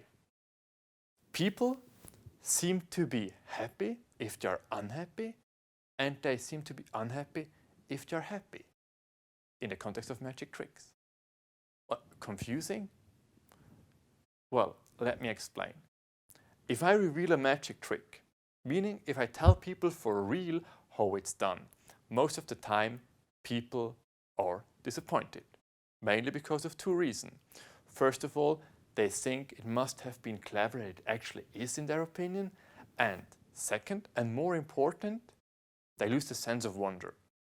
Because although a vast majority of us does not believe in real magic powers, we watch to believe that impossible things could be true. Because that's not only more fun, no, it keeps alive our sense of wonder and astonishment. Well, today is a kind of a special day. And for me, it's also kind of a special place. And because of this, I'm going to reel a trick. I'm going to show you a trick, so you will have something cool to show your friends, and also you will hopefully experience those feelings. And it was one of the first tricks I've learned when I was like about 8 years old, more or less. Oh, all you need is a handkerchief. And you start by putting the handkerchief in your hand. You just stuff the handkerchief all the way in. It gets smaller before it vanishes completely. You blow on it, and it transforms into an egg. And well, the handkerchief, well, no, it's not gone, but it traveled all the way into my pocket. Well, the trick looks quite good from your side. It doesn't look as good from my side. When I turn around, it's easy to spot. It's a hollow egg, and I just stuffed the handkerchief in. Now, please be honest. You thought that is something clever. So all you need, it's a hollow egg. Of course, please take the content out. And one handkerchief and a second handkerchief. The two handkerchiefs, preferably the same color. So you start with one handkerchief in the left-hand pocket, then you put the egg in your right-hand pocket and the handkerchief on top. You stand in front of the audience, you take a deep breath, and you reach into your pocket to get the handkerchief. Here we go. Well, that's also half of it. Of course, you also take out the egg, hidden in your palm. In magic, that's called palming. Now, you wave over your hand like this, and then you drop the egg from one hand into the other. So you transfer the egg from here to there. And then you start by putting the handkerchief into the egg. You just put it in, push it down like this. From behind it looks like this. Continue. Of course, it gets smaller. What is good? And you put it all the way in. You just stuff it all the way down. In magic, it's called stuffing the handkerchief into the egg. You blow on it, and here is the egg. And you reach into the pocket, and you show people that the handkerchief has traveled all the way to your pocket. You take a bow, you take the applause, and you're done. Well, of course, never show the egg from the other side. Easy as that. That's it for the trick. But wait, that's not it for my talk.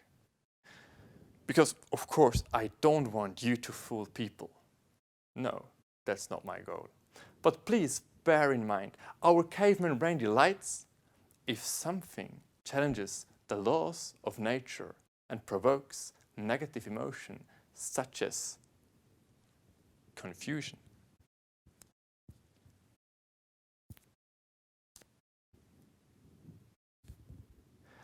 Because people not only like, no, they love to experience negative emotions as long as the environment is safe. And that's sure as X is TEDx.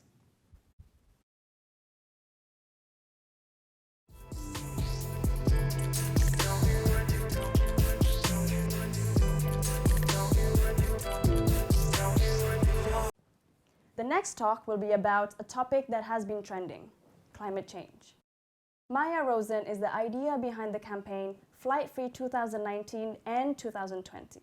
She is the co-founder of the organization We Stay on the Ground. Although we are in a climate emergency, many of us keep flying to go on holiday. Why is that? And does staying on the ground really make a difference? Maya Rosen used to be a big fan of low-cost airlines, but has stayed on the ground for over a decade. She leads by example and encourages people to change their flying behavior. Today, her goal is to convince you to do the same. Now, it is my pleasure to welcome Maya Rosen and her speech on why we need to stay on the ground. If someone had told me a year ago that global air traffic would be halved in 2020, I would have jumped for joy. During the past few years, I've spent all my time campaigning for people to stay on the ground. This has now become a reality, but for the wrong reason. The corona pandemic isn't something to be happy about, and people not flying for a few months won't save the climate. But it is great to see that quick and radical change is possible. The pandemic has shown us that politicians can make uncomfortable decisions and that people are prepared to make big sacrifices. So why haven't we done the same for the climate? In the past couple of years, I've talked about the climate crisis with lots of people, and one of the most important things I've learned is that most people don't know how severe the situation is. Although many are worried, few people have realized that the next decade is crucial. If we don't halve global emissions in this time, we risk reaching the point of no return. It's not surprising so few have accepted this fact. Despite all the warnings, the world keeps on spinning. Our politicians continue to ignore the science, and in the media, news about the climate sits next to articles about cheap holiday flights. And when everyone else continues to live their lives as usual, it can't be that bad, can it? The thing about human nature is that we are greatly affected by each other. The reason so many of us continue to fly on holiday even though we're in a climate emergency is not because we don't care, but because we are human. We are more influenced by others' behavior than gloomy climate predictions. So if everyone around us continues to fly, then so do we. And when we hear facts that go against our values and lifestyles, we become defensive and find arguments to continue living as usual. And there are so many good arguments to keep flying. Aviation plays an important role in our globalized society. It smoothly takes us across the globe, enables meetings with people from all over the world, and brings different cultures together. And besides, it's so much fun. Shouldn't we deal with all the things that are worse instead? After all, aviation accounts for just a few % of global emissions. But the reason that aviation emissions aren't higher is because very few people in the world are privileged enough to fly. It's been estimated that 80% of the world population has never been on a plane. For those who fly, air travel is often the single largest source of emissions. Just one holiday flight can use up your entire annual carbon budget and more. For example, we Swedes love to travel to Thailand.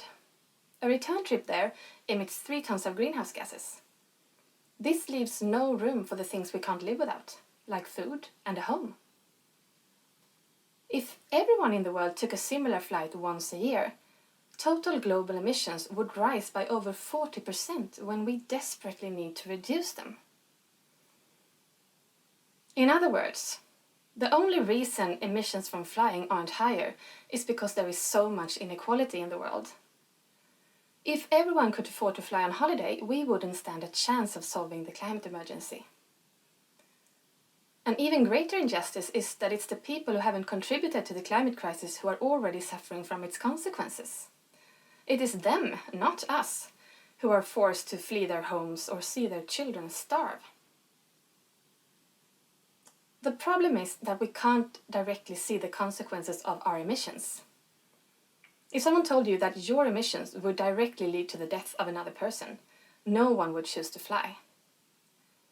But the fact is that our combined emissions will lead to the death of a large number of people and jeopardize our entire existence on this planet. This can be hard to get your head around. It's easy to feel overwhelmed and to feel that your own actions don't make a difference. What does it matter what I do? I'm just a small person in a really big world. If we are to solve the climate emergency, we need political solutions, right? Of course we do. But we've been waiting for these solutions for decades, and we are still waiting. If we are to succeed in changing the system, more of us need to demand change. And in order for that to happen, more of us need to wake up and realize that the climate emergency really is an emergency. Talking is not enough. If people are going to listen and take in what we're saying, we also need to act and lead by example. Choosing not to fly, which is something that many people might see as a great sacrifice, is a very effective way to get more people to wake up and realize the severity of the situation. And the same applies to the reverse scenario. If you continue to fly, you signal to people around you that everything is under control and that they can calmly continue to ignore that we're in a climate emergency. Giving up flying is one of the most important things you can do as an individual to reduce your own emissions, but the biggest effect lies in how this decision impacts others. By showing that you are prepared to do what it takes and that you believe your actions matter, more will follow. Are you still not convinced? I'm sure that many of you listening right now are thinking that, okay, so maybe giving up flying would be a good idea, but I'm just not prepared to make that sacrifice. I've spoken to many people who feel this way. Now, imagine that everyone you know, all your friends, your colleagues, your family, imagine that they all told you that they have decided to give up flying until we've solved the climate crisis. How would you react? When I ask people this question, most of them say that, well, in that case, I guess I would be prepared to do so. Our tendency to act like those around us has a great advantage. If enough people take action, change can happen fast. A couple of years ago, some public figures here in Sweden said they had decided to give up flying for the sake of the climate. And since then, more and more people have followed their example. The norm has started to shift, and it's made a difference. From having steadily increased for many years, the number of flights in Sweden fell by 4% last year, and domestic flights fell by a full 9%. This has in turn contributed to a flying debate in many other countries, and people all over the world rethinking their air travel.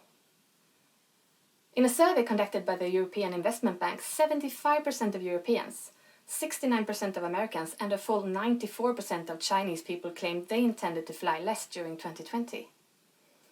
And the head of the International Air Transport Association has even described flight shame as the biggest threat to the aviation industry. The term flight shame is misleading, though. It is not shame that drives people to give up flying for the sake of the climate, just as it isn't shame that makes us do so to reduce the spread of the coronavirus. It is care for each other and the only planet we've got. And the reason we encourage others to stay on the ground is not to make them feel ashamed. It's in everyone's interest to save the climate, and I'm convinced that most people would happily sacrifice their holiday flights if they truly realized what is at stake. Of course, we can't just stop flying. We need to do much more than that if we are to solve the climate emergency. But we definitely won't succeed if we continue to fly. We need to ask ourselves what we want to say to our children in the future. That we did everything in our power to save them, or that, since we didn't know if we would succeed, we didn't even bother to try. I believe the corona pandemic will make us better equipped for the changes we inevitably need to make to save the climate. I believe that it will make us realize that we cannot take our world for granted, and also realize what is truly important in life. It is not the cancelled holiday flights that people are suffering from right now. It's the lack of social contacts, not being able to spend time with the people we love, and the limited freedom. the transformation needed to solve the climate crisis will be mild in comparison. We can save the climate, we can create a better world, and continue to do the things that really matter at the same time. Of course we would fight for the climate if enough people realized that this crisis is also a matter of life or death. What the world needs now is to replace the corona pandemic with a climate awareness pandemic. And you can help spread it by staying on the ground. Thank you.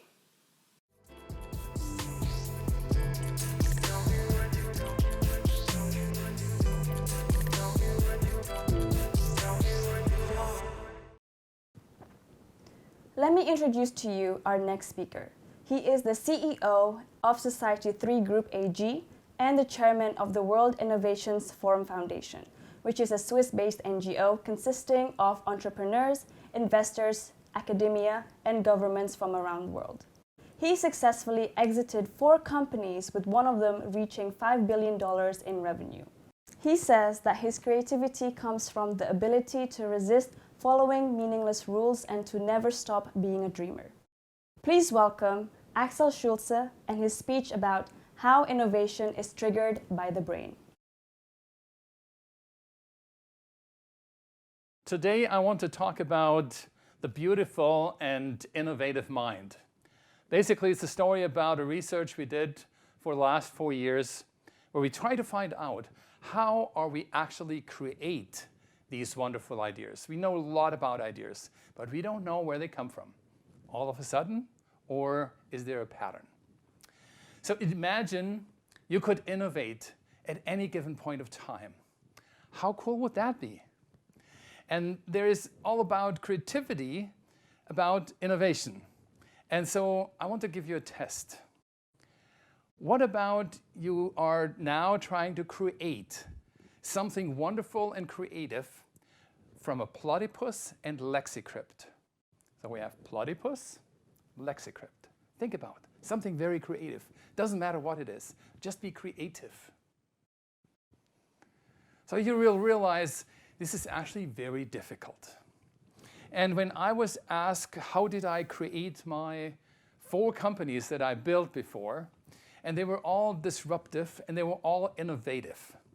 So people ask, so how do you think? How is it going on in your mind that you come up 4 times with these companies and you even help startups? And I honestly didn't really know. And at one point somebody said, tell me step by step about your innovative mind. And I realized, okay, I really don't know. So I went back in time and looked what I actually did at Computer 2000, my very first company. So we decided to go develop a business model that is only going indirect, meaning we dealt only with authorized business partners and didn't do any deals on the side. What typically every distributor does. And at the end of the day, everybody said, this is impossible. Actually, you can't do that. You know, distributions of 5,000-year-old businesses interwoven around the world. You can't just change that. But I was 26 and I thought, I'll give it a try, because I had this idea how I could do that. Now, years later, the company grew to 10 billion in revenue, and we were bypassing basically 8,000 of multi-million-dollar competitor and became the 3rd largest in the world with our startup. When I exited, I went to Silicon Valley and started another company, Blue Roads. And Blue Roads was a software company, and back in the days, you know, early internet days, we started with a software as a service concept, which was, again, totally disruptive and innovative. There were only one company who does this besides us, and that was Salesforce.com. People said, you know, if you want to go to enterprises with that kind of software, this will never work. I mean, forget it. And we actually did not get funding because of that. Plus, there were 2 established giants. And so our idea was different, and it was radical in a way. But 5 years later, we became market leader. So the question is, how was that possible? And I did 2 other companies in a similar manner. And again, how can somebody build a company with $15 or $20 or $50,000 and make $1 billion company out of it? And we know there are many, many, many. But still, the reason to do that was clear, but how was completely unclear. So in our quest, we thought, we look for other things that are, or other situations that are similar, but possibly entirely different. And we came up with this idea of looking at athletes. They do things today which are kind of amazing. And I'm old enough to realize that 50 years ago, this was simply impossible. So we looked at people climbing up in California, a mountain called Half Dome in Yosemite National Park, and they took about 7 to 10 days to climb up. 7 to 10 days. But now, look what's going on today. 2 hours and 20 minutes. I mean, an unbelievable transformation. And we were saying, well, how is this possible? And we look at something else. Skiers in the 50s. Fears going down the slope, and today, in 2000. Perfectly balanced. And I mean, an amazing style and absolutely cool looking. And we looked at something else, at the motorbike artists. He's kind of juggling his motorbike, very nice. But 50 years later, people do something very different. So for us, it was the big question. What was the amazing transformation that made that possible? Is it biological evolution? Probably not. Not in 50 years. But we realized that athletes, over time, particularly in the last 50 years, begin to completely understand their body. They try to exactly live with their body, not just mentally, but even understand the physics. My son told me, we can train a single muscle. And I thought, man, a single muscle. And so with that, we were very clear we need to rethink innovation completely. Because we need to start, like the athletes, with our most precious good, and in our case, it's the brain. We need to know how the brain works. The brain is actually the source of all the creativity, so to speak, but we don't even know how. Then we realized also in the sports people, when we interviewed a couple of these superstars, and a friend of mine actually is an Olympic gold winner in swimming, and so he told me about the terrain, which every sports guy actually has to live by. They know their terrain deeper and more intense than pretty much anybody else, even the local people, and skiing and so forth. And our terrain as a business person is the market. We need to know the needs and the dreams of our customers. And if we don't, how would we be able to innovate something for them if we don't even know what they're dreaming about? And last but not least, we realized training and equipment. So if you remember that skier back in the 50s and today, the equipment is very different. But I had a chance actually to talk to somebody, and he said, even if you would have given me the best equipment today available, I would not be even able to be close to where these guys are, because they manage their body in a very different way like we did. And so for me, it was very clear we need to understand how we deal with our machine up there, the brain. So let's start with the brain. So the brain brings us a shocking realization. And that was actually by Dr. David Eagleman, a neuroscientist from Stanford University, who postulated, we're actually not creative. Humans, Homo sapiens, cannot create anything.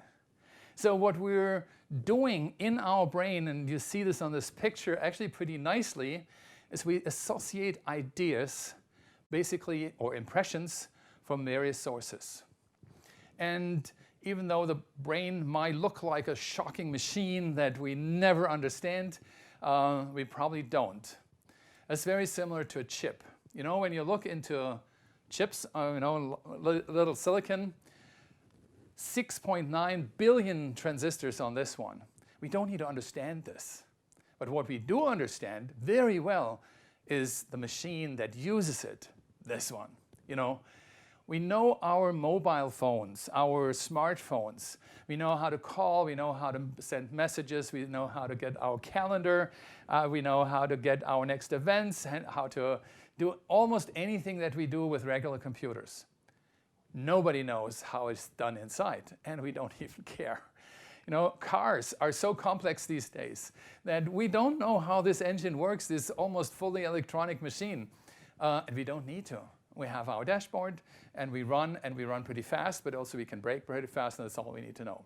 The same with our brain. We need to understand the behavior and not the little details that go up there.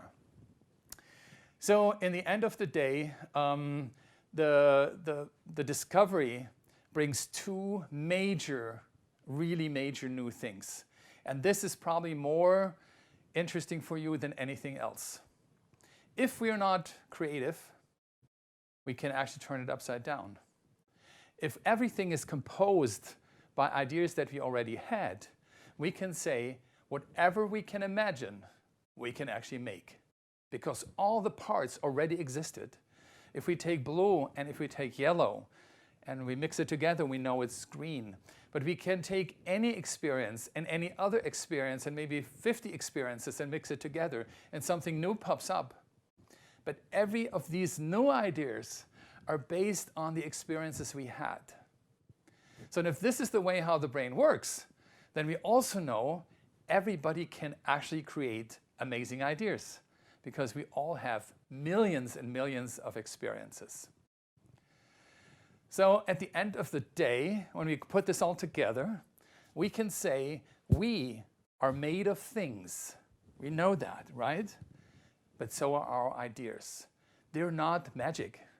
They actually come together from very concrete situations. We only mix it together. So if we now learned that the brain is putting ideas together based on experiences, and experiences are a key driver, we can also begin to understand why some executives, for instance, don't really know where to start, because they have a different experience than the market. And if they don't know the market, then they're pretty much off. So in this, the dashboard, I mean, that was a true innovation, because we look through and have a dashboard in front of us. Another car manufacturer built a huge display in the car, which was not so innovative. But because he had a little bit more marketing power, now the rest of the world looks into this not so practical device. And it was basically their experience. And since the market was not understood by most of the bigger car manufacturers, and they put this only in exclusive cars, they couldn't really get the innovation to market. So we put together the 5 big aspects of innovation, the 5 powers. And it started with, guess what, with experimentation and experiences.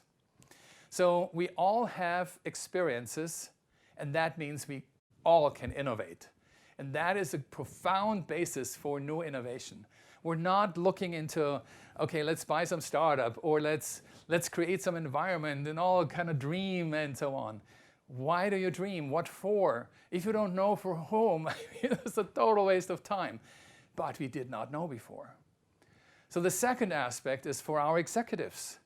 You know, they will love it. No more experimentation. We can do strategic innovation. Wonderful.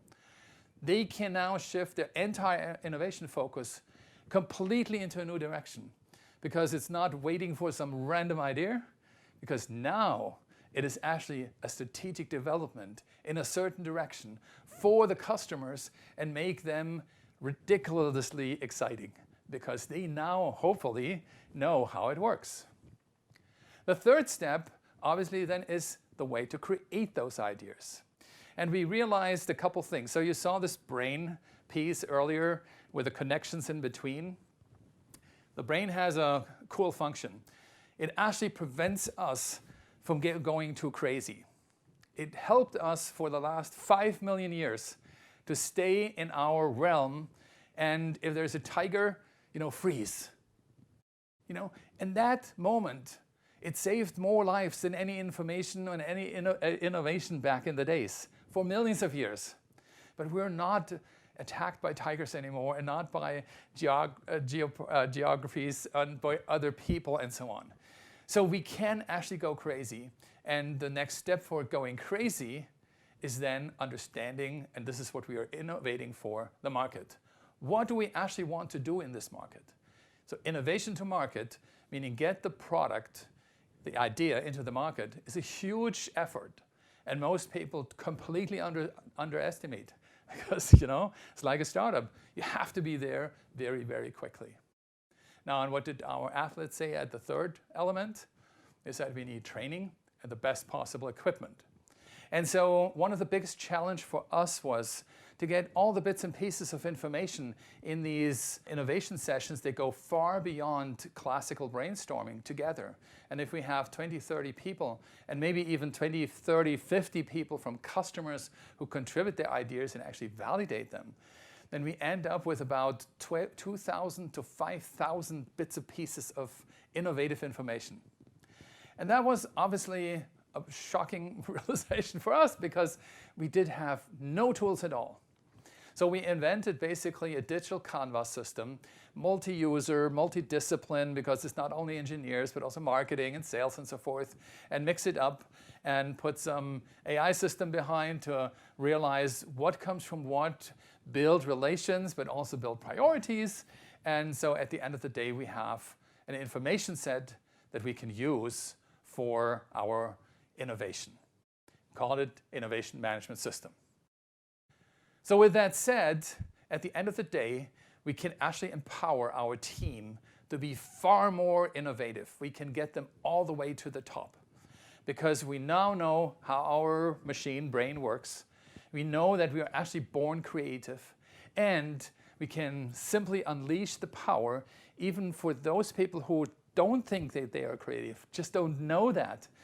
They get very quickly, and this is something else what our brain is actually marvelous good about, they actually can loosen up within a couple of weeks training to become actually creative. And we know this from many people who do painting classes and come back and say, I can't believe it. I can't believe that I can do that. Well, the same is actually with innovation. You will be able to do that. Thank you very much.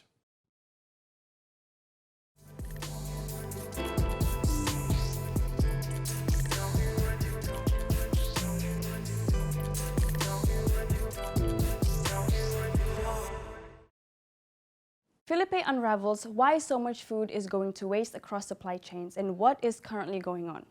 Food waste is an environmental mess, and by wasting food, we are not only throwing away the produce, but also the resources within, such as water, land, and energy. By further digging into the problem through his many experiences, Felipe has built a movement against food waste. He says that all segments of society can do their part in reducing food waste. Please welcome Felipe Schuler and his speech, Food Waste, the solution to the greatest challenges of our time.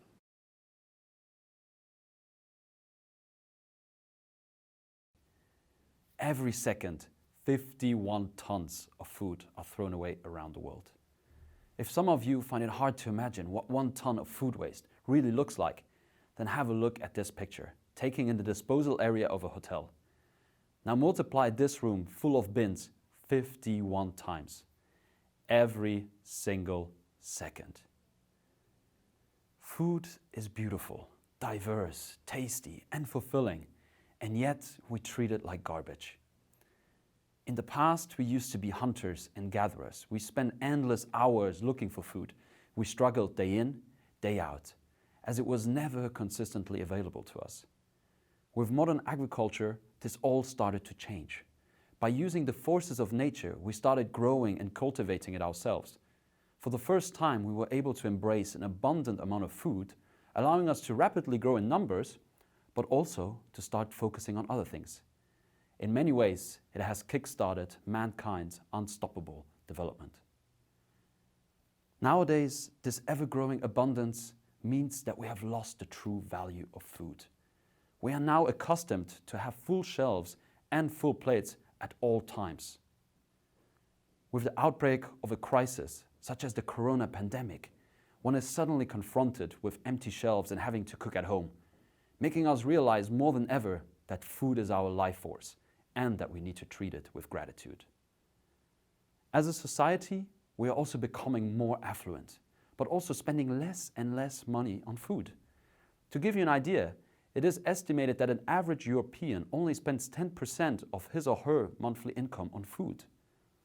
Additionally, we are no longer know where all of this food is coming from, as food is traveling longer distances, making us even more disconnected and dissociated. All in all, we have lost the respect for food. Nor do we value the resources within. Throwing away this potato here may only take a mere second, but it took a tremendous amount of time, energy, and sweat to even bring it this far. Yes, by wasting food, we're also wasting the resources within. The thousands of liters it took to irrigate and wash it, the labor we needed to pick it, the fertilizers that help it to grow undisturbed, the fuel it takes to transport, the electricity we needed to cool it, all the forests that had to be cleared to make way for farmland. Food waste is in many ways an environmental mess. And yet, it also provides us with a massive opportunity to tackle the three greatest challenges of our time. We know that we're in the middle of a climate crisis. Greenhouse gas emissions continue to rise, much of which is stemming from the food industry itself. We are now also over 7 billion people on this planet, and it is estimated that by 2050 we will be 10 billion, all whilst 800 million people go to bed hungry every single day. This means unlimited growth on a planet with limited space and resources is simply not sustainable, as we continue to deplete our natural world at unprecedented rates. And yet, it is also no secret that we're running out of water. Irrigation for food accounts for 70% of all the fresh water we use, while in comparison our daily use to wash or clean at home only make up a small fragment. We're also in the midst of the 6th mass extinction. Converting forest area into farmland for crops and space for livestock is currently the biggest driver of deforestation around the world, and with that also the main cause for biodiversity loss. And even our oceans have nowhere to hide. The deadly runoff filled with fertilizers we use to produce food is polluting our seas and with that all marine life. We can simply not continue with business as usual. My message is therefore very clear. By tackling food waste, we can counteract the three biggest challenges of our time: climate change, growing population, and the destruction of our natural world. So now you might ask, well, Philip, what can be done? And what am I actually doing about all of this? Well, for me, it all started with dumpster diving and a potato. During my time as a student in Copenhagen, while all others would go to grocery stores, my flatmates and I decided to head out after closing time and to inspect bin after bin to find edible food thrown away by the stores. Of course, we did save a lot of money with that, but for us the frequent outings became weekly treasure hunts, where we challenged ourselves to only cook with the food that we found. Recipes were only there for inspiration, and cooking became like a creative experiment. And I can tell you, the treasures were bountiful. To give you an idea, in one bin alone, we managed to find 116 bananas, 15 kilos of broccoli, 3 kilos of peppers, and the list goes on. And I promise you, it is not a good idea to eat that many bananas. And yet, it also opened my eyes. For the first time, it made me realize the sheer magnitude of the problem. It made me question, how could this all possibly happen? And yet, it is not making the news as much as it should. Most disturbingly, we found food that was still perfectly edible and that could have been stored for so many more weeks if it was taken care of properly. In that outing alone, we also found 23 kilos of potatoes, a product that my mom told me from an early age was amongst the most durable vegetables out there, and yet they were a common sight in the bins. So for me, it meant jumping out of the bin and digging further. I now had a mission: unravel the mystery behind it all. And so what did I do? I hired a car, took my camera, and left Copenhagen to visit potato farms. I really wanted to start understanding what the main reasons were for wasting so many potatoes, and see for myself whether this was happening at all stages of its life, from the moment they were grown all the way to the supermarket. And what I found was simply crazy. For a product that by nature, as you can see, is never really uniform or free of dents or blemishes, the size, shape, and color did matter, and was in the end the main reasons why the potato was thrown away. They were selected and rejected based on their appearance. So a massive amount never even made it to the grocery store. And the most striking thing of all, neighboring pig farms did not want the rejects either. For pig farmers, it had become more profitable to feed their pigs with more digestible soy flown in from abroad than feeding them with discarded potatoes from their neighbors. It comes to show that our desire for large quantities of cheap and pretty food comes at a massive cost. It now can be debated whether this is down to us consumers demanding these prettier potatoes, or whether it is the supermarkets that have created this perception in our minds that only perfectly looking food is actually good enough for us. But it also shows that decisions made by us consumers have implications further down the line. The pretty few, those good enough for the runway maybe, make it all the way down to the grocery store. And even there, some of them still end up in the bin. Not because of their appearance this time, but because of the date written on the package they are wrapped in. While only the very, very, very, very, very lucky ones make it all the way back home. But there they suffer and rot as we no longer know how to store food properly.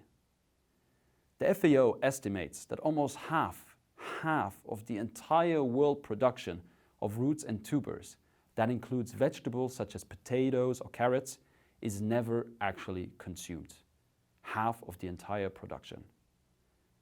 I simply couldn't let go of these insights. And after my studies, I decided to do something about it, for my love of food and nature. And so I wanted to find out more on how food currently travels from left to right, and whether food is also wasted at the warehouses, at the airports, or by the airlines. And so this time, I cheated on my beloved potato and went for the Brazilian papaya that is flown into European grocery stores every single day. And even here, food was wasted, as the businesses involved could not align on a common temperature to keep the papaya from rotting.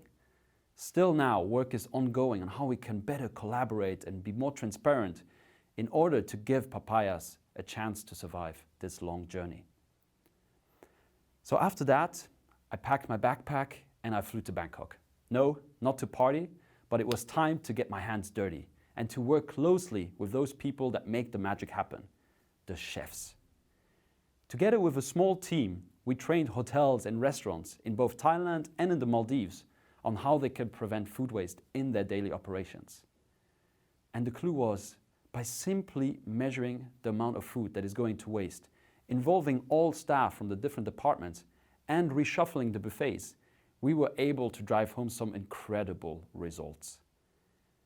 But then, in the end, I realized that in order to bring about the systemic shift so bitterly needed in the food system, it was not enough to look at one solution, one geography, or one segment alone, but to instead include everyone in the conversation.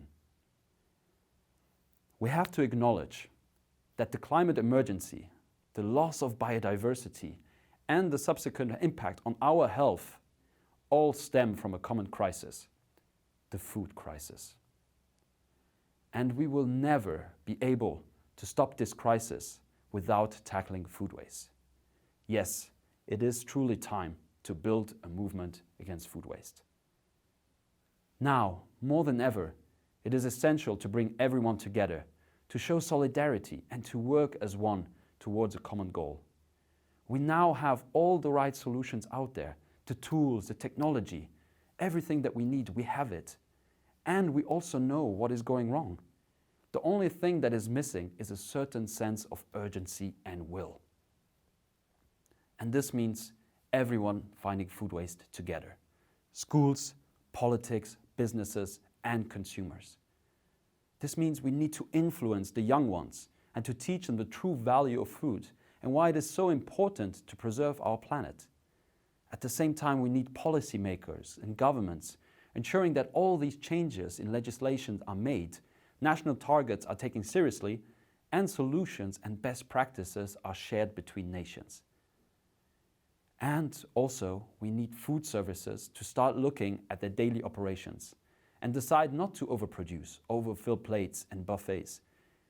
At the same time, we also need to look at the other ones, such as retailers, who need to start adjusting date labels on packaging and taking the lead in educating us consumers on how to better store food. And also, it needs each and every one of us.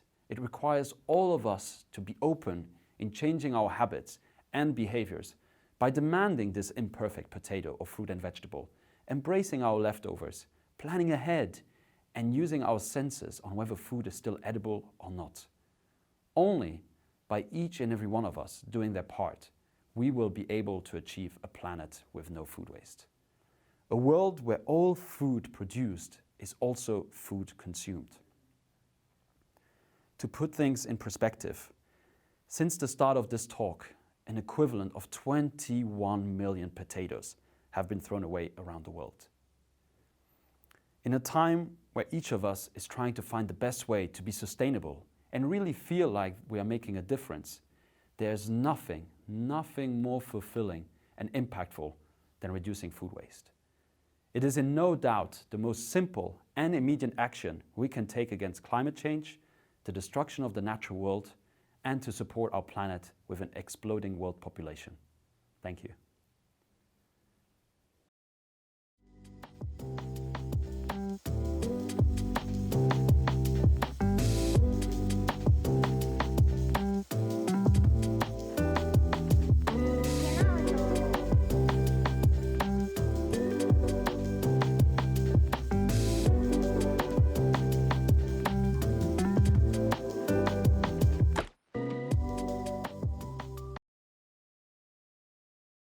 Welcome back to our second and final Q&A session. And to the viewers at home, don't forget to fill out the survey to get your digital goodie bag, and the link is going to be on the chat. So let's say hi to the speakers. Hi everyone. Hi, so I hope you guys are well. Okay, so since I can only see you, Lionel, so I'm going to ask the first question to you. Okay, so when did you decide to be a professional magician? Well, it's actually difficult to say. I'm not a magician and you start like directly. So it's more, you have to start like doing shows for family members first of all, then afterwards you can do like bigger stuff. And then it's an increasing business. And you've got just to be patient. It's a little bit like sports. It's difficult to plan. You have to do your best and always do good shows. And at the end, hopefully then it works out. Okay. So I've now been living on magic for quite a few years. It was a process at the end. Okay, so I guess it also, I guess you also need to practice to make things perfect as well, just like the sports. Yes, it's a lot of practice, yes. Okay, And okay. also, I'm working a lot of concepts also because it's important what you do, how you do it, and so it works together. So it's both like working concept on one hand and the other hand on the techniques and all this. Okay, thank you so much for your answer. Now on to the next question. Maya, are you there? Yes, hi. Hi. Okay, so the first question is, several airlines offer the option to pay a certain amount to offset the carbon emission from a flight. Do you think that is a valid solution? No, unfortunately, I don't. I wish it was, but the thing is that we really shouldn't have any more emissions at all now. So the best thing would be to do both offsetting and staying on the ground. We really need to take like all measures to avoid emissions right now. And when it comes to offsetting, you often get the effect in the future. For example, if you plant trees, they will absorb greenhouse gases in the future, but it's here like right now that we really need to reduce all the emissions that we can. So unfortunately not. And also offsetting signalizes that there is an easy way out, that we can just continue living as usual and solve the climate emergency. And we won't be able to do that. We really need to reshape our society in many ways. Okay, thank you so much for your answer. That was very informative. Okay, so the next question is going to go to Axel. Hi, Axel, are you there? Yes, I am. Hello. Hello, hi. Okay, so the first question is, were you ever scared that one of your business ideas might fail? That's an interesting question. I would say no. I wasn't scared. I mean, in the sense of being scared. I mean, I know what I'm doing, but I was always very sensitive to what would I do? How would I do it? Do I do it right? Think about it 3 times, 4 times, 5 times, and went through all these permutations of possible things that could be happening. But I wasn't really scared. It wasn't like, oh God, this is going to be killing me or so. I didn't have that, unfortunately. You are a few steps ahead of the game then? I think I am. So somebody said, you know, Axel, sometimes it's difficult to speak with you because you probably live 2 years ahead of your time. So, yeah, you know. Yes, Axel from the future. Okay. Thank you so much for your answer. Now, can I ask Felipe if he's here? Yeah, I'm here. Yes. Hi. Okay, so the first question Hey. is, how is the situation of small local businesses like restaurants under the crisis right now? Yeah, well, of course, restaurants around the world and around Europe, of course, are suffering a lot because of what is going on. Because they're being shut down, of course, that means less people will come to the restaurants, and all the food that they have at the back of the house goes to waste, but also they have no customers coming in. So, of course, they are hit in a massive amount. And of course, that also means that a lot of food ends up going to waste, and that accumulates over time. So, of course, it has a massive impact on restaurants, but food services in general, for sure. Thank you so much for your answer. That was very informative. So can I get back to Lionel? The next question for Lionel. Are you there? Yeah. Hi. Okay. So the second question for you is, what is the best thing about being a magician for you? The best thing about being a magician is that I can live my dream. And what I love most about magic is like communication. It's interacting with people, astonish them. And interacting with people, communicating with them, making them smile. That's what's my Favorite trick? What would it be? It's actually quite hard to pick a favorite trick because I love to do magic in general, and always like the trick has to go with the situation. But if I would have to pick one, I would probably pick my milk trick, where I convert like milk into different beverages. So that's probably my favorite right now. So yeah, the egg one is one of my favorite as well. The one with the egg, yes. Okay. Thank you so much. Next question will be for Maya. Hello? Yes. Yes, hi. Okay, Hi. so the second question for you is, what would be the solution for countries that depend on tourism? I must say that I don't have the solution for it, but we need to help each other out to find one, because I do understand that it is very problematic for many countries. And I think a solution for rich countries could be that we go on holiday in countries that are closer to home. I mean, for example, people in Spain could take a vacation in their home country instead of traveling to another continent, and vice versa. But there are also many poor countries who are very dependent on tourism. But the problem is, though, that if we don't do everything in our power to solve the climate emergency now, many of these countries will become completely inhabitable if we continue like this. So tourism is not a sustainable solution. I definitely think that we should help people solving these problems. And I mean, if we are concerned for these people, we could give them, instead of spending money on vacations, we could help them with money to build other ways to have an income. So it will be very problematic to give up flying completely for many reasons, but the problems, if we continue, will be even higher. Okay, thank you so much for your answer. You're doing such a great cause, by the way. And thank you so much for your answer again. So can I go to Axel? Hello? Axel, are you there? I unmute. Yeah. Yes. Okay, so the second question for you is, do you use any specific exercises to train your brain? I saw this question already, and it's a very difficult one. I actually don't really. And what was, truly coincidence. So when Michael Voss spoke actually today, and I have heard him speak before, it was just amazing what he told, basically how he trains or he deals with his brain. And I did most of that almost intuitively. So I stopped reading newspaper, 20 years ago. I don't let any stupid ideas get into my brain, stupid talks. I'm just walking away. Not even arrogant or bored or dismissing. It's just not for me. It's almost the same like food, I don't like whatever Brussels sprouts, and I don't eat them. And stupidity I don't eat. And I know everybody has its own way of thinking of stuff like that, and so I have mine.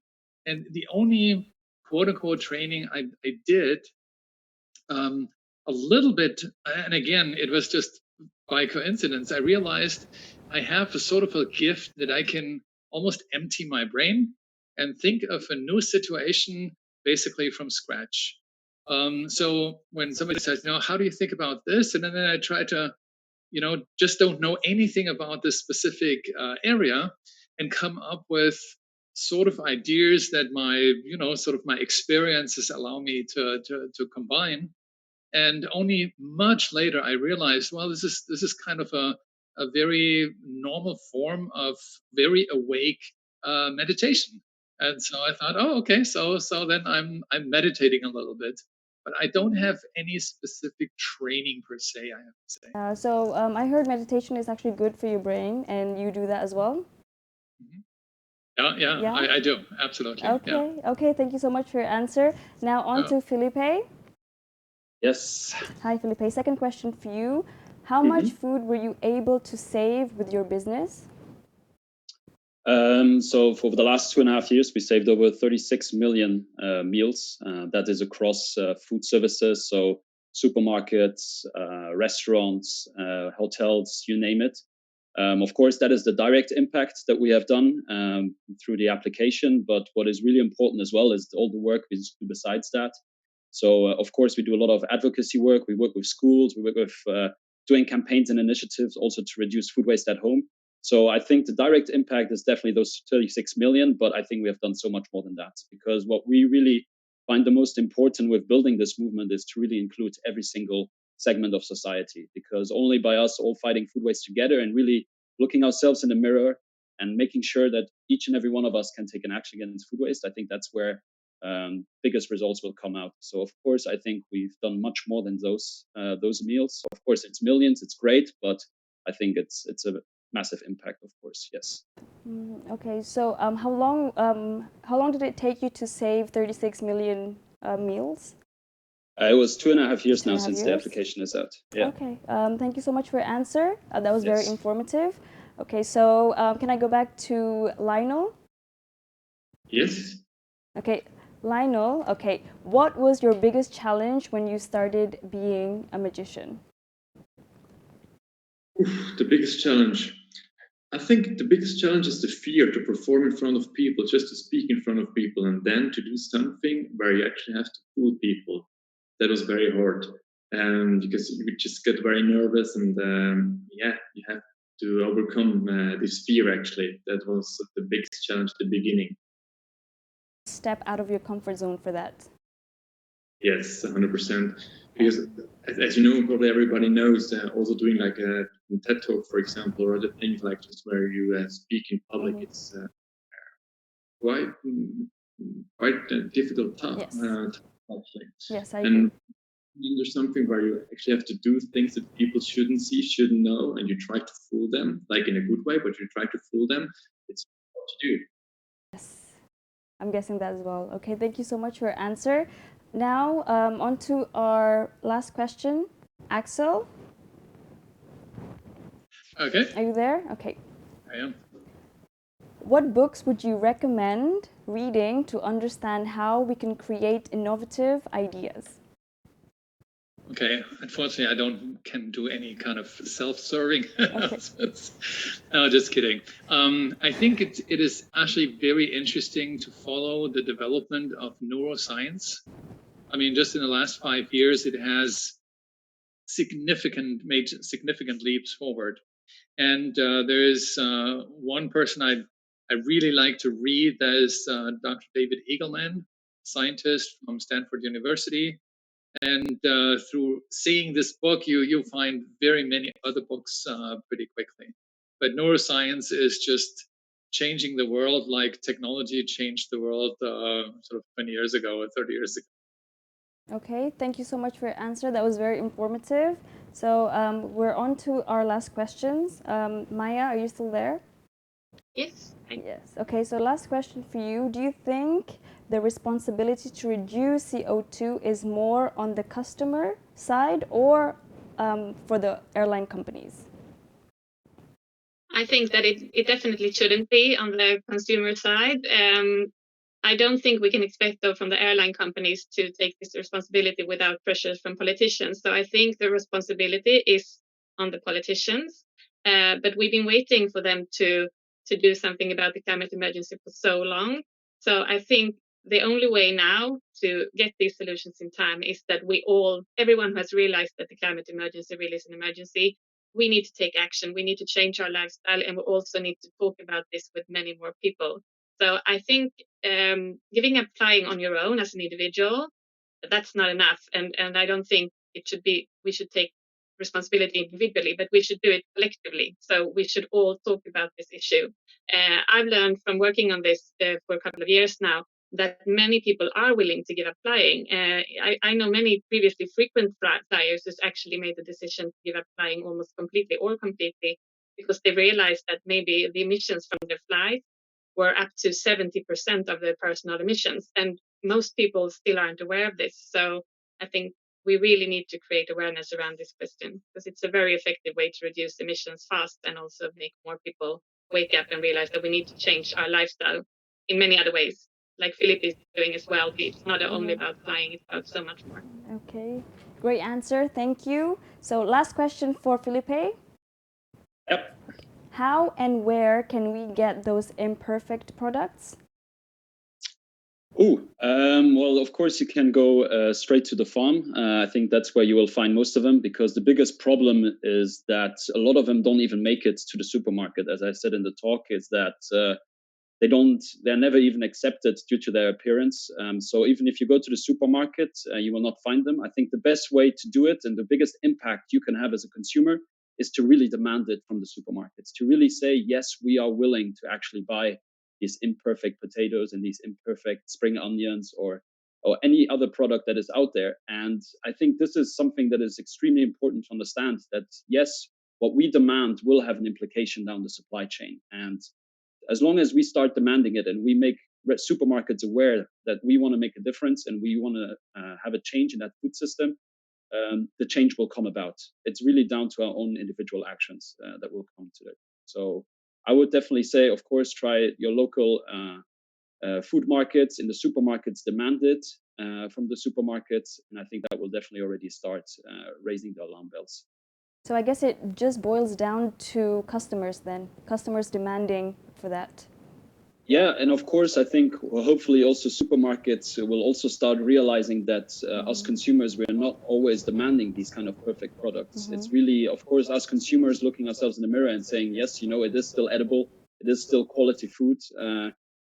Shape and appearance has nothing to do with the quality of food, and supermarkets need to understand that as well, and need to work very closely with farmers so that none of this food is really discarded in the end. And so I think it's not just a one-way solution, it's really everybody working together and really making sure that none of that goes to waste, because that is just the last thing that we want. Thank you so much for your answer. To everybody, to the speakers, thank you so much for your time, and thank you for also participating in this. And also to the viewers at home, don't forget to fill out the survey that's going to be on the chat. And that concludes our second and last Q&A session.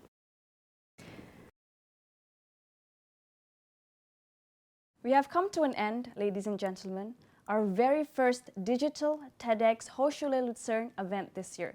I hope you, the viewers at home, have enjoyed the lineup of speakers this year.